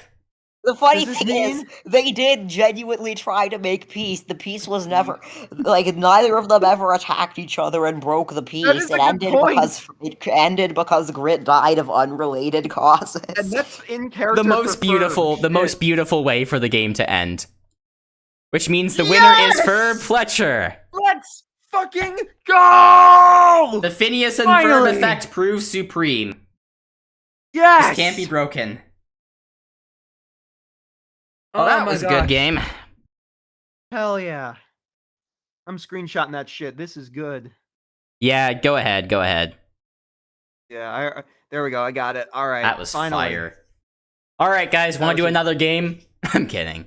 Well, I gotta go. Yeah, I got figured to as much. sleep. No, wait, guys, it wasn't recording the whole time! Fuck! I'm kidding. Oh, you son of a bitch! Oh, all right, I've been I'm outta here. I routinely gotta checking every silence- few minutes, don't worry. I would catch it if it Alright. went out again. I'm Alright, glad thank I you. managed to catch it early this time. Yeah. All right. Thank y'all for having me. I was very much satisfied with the outcome of this. Now, if you'll excuse me, I gotta Wait, fucking stylist- Wait, I forgot about something. Wait. Labod, get back in here. You need to sing Story of Undertale. You need to sing Story of Undertale to finish the stream. Oh, right, I forgot. Oh God. I almost forgot about that. Do it now. Whoa, story of Undertale. I fell from the light, talk or should I fight? Monster genocide, this my Undertale. I fell down a cave on Mount Ebart. I faced an evil talking flower in a pot, explains the plot. Wants me dead, wants me to rot. Oriel saves me, takes me to a home, and hooks me up with a brand new monster phone. Leaves me alone, but I escape and meet some bones. Should I be a pacifist, or should I use my fists? I'm feeling evil, think I'll kill them all. I'm homicidal and I got a taste. I want to wipe out the monster race. Whoa, I got no patience, I got no resolve. I will slaughter, screw the dialogue. Whoa, I fell from the light. Talk talk, or should I fight monster genocide? Is my undertale. I'll slaughter undying, I waste who I choose. With all this XP, there's no way I can lose. Now watch me move. I won't stop, I'm feeling rude. As Gore is shaking, he hears my approach. I'll slaughter sands and squashes bro like a roach. Kara's my coach. All these monsters I will poach. Screw being a pacifist, I think I'll use my fists. I'm feeling evil, think I'll kill them all. I'm homicidal and I got a taste. I want to wipe out the monster race. Whoa, I got no patience, I got no resolve. I will slaughter, screw the dialogue. Whoa, I fell from the light. Talk, or should I find monster genocide? This my undertale. King Asgore wants to collect human souls. 7 of them is his ultimate goal. Open the door to humanity's realm. Start a new war. Humans overwhelmed. I'm homicidal and I got a taste. I want to wipe out the monster race. Whoa, I got no patience, I got no resolve. I will slaughter, screw the dialogue. Whoa. Beautiful. Tremendous. Thank you. I did accidentally sing the wrong part at one point, but whatever. Oh, who cares? Imperfection is what makes it so special. Yes. Well, this is the last one of these streams that's going to be hosted for a little while, which is probably a good thing. I need to detox on this Hunger Games simulator stuff, like seriously.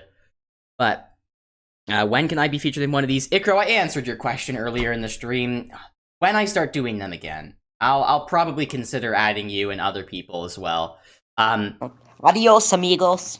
Adios, indeed. All right, peace, Loboto. Kev already left, like a few minutes ago to find his stylus, so, say bye to him as well. I will say, I said this in chat already while Loboto was doing his sing-along, I've had an absolute blast doing these streams. I know they haven't really been getting much attention. That is not why I create content at all, like, period. It's just never been my motivation. I do it because I enjoy it, and this was a series of the most enjoyable streams I have done in ages. So thanks for sticking around to the, maximum 3 to 5 people who consistently watch these things.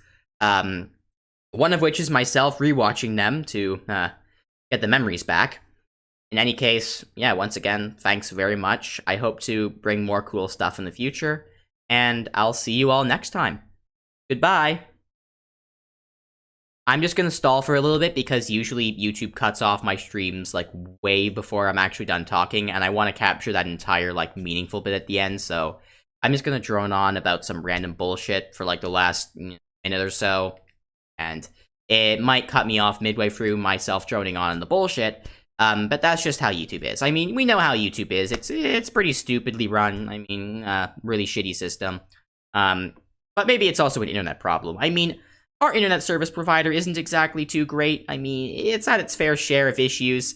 There was a whole outage of it last year, and I remember that was a huge problem. I barely even got to celebrate my channel 5-year anniversary because of the stupid Rogers outage. And I mean, really, I could complain about all sorts of things. About YouTube, about Rogers, about the internet, about my computer being kind of bad sometimes, but you know what? All of those things just make the experience more special. So, there you go. Perhaps it's all worth it. Regardless, thanks for watching.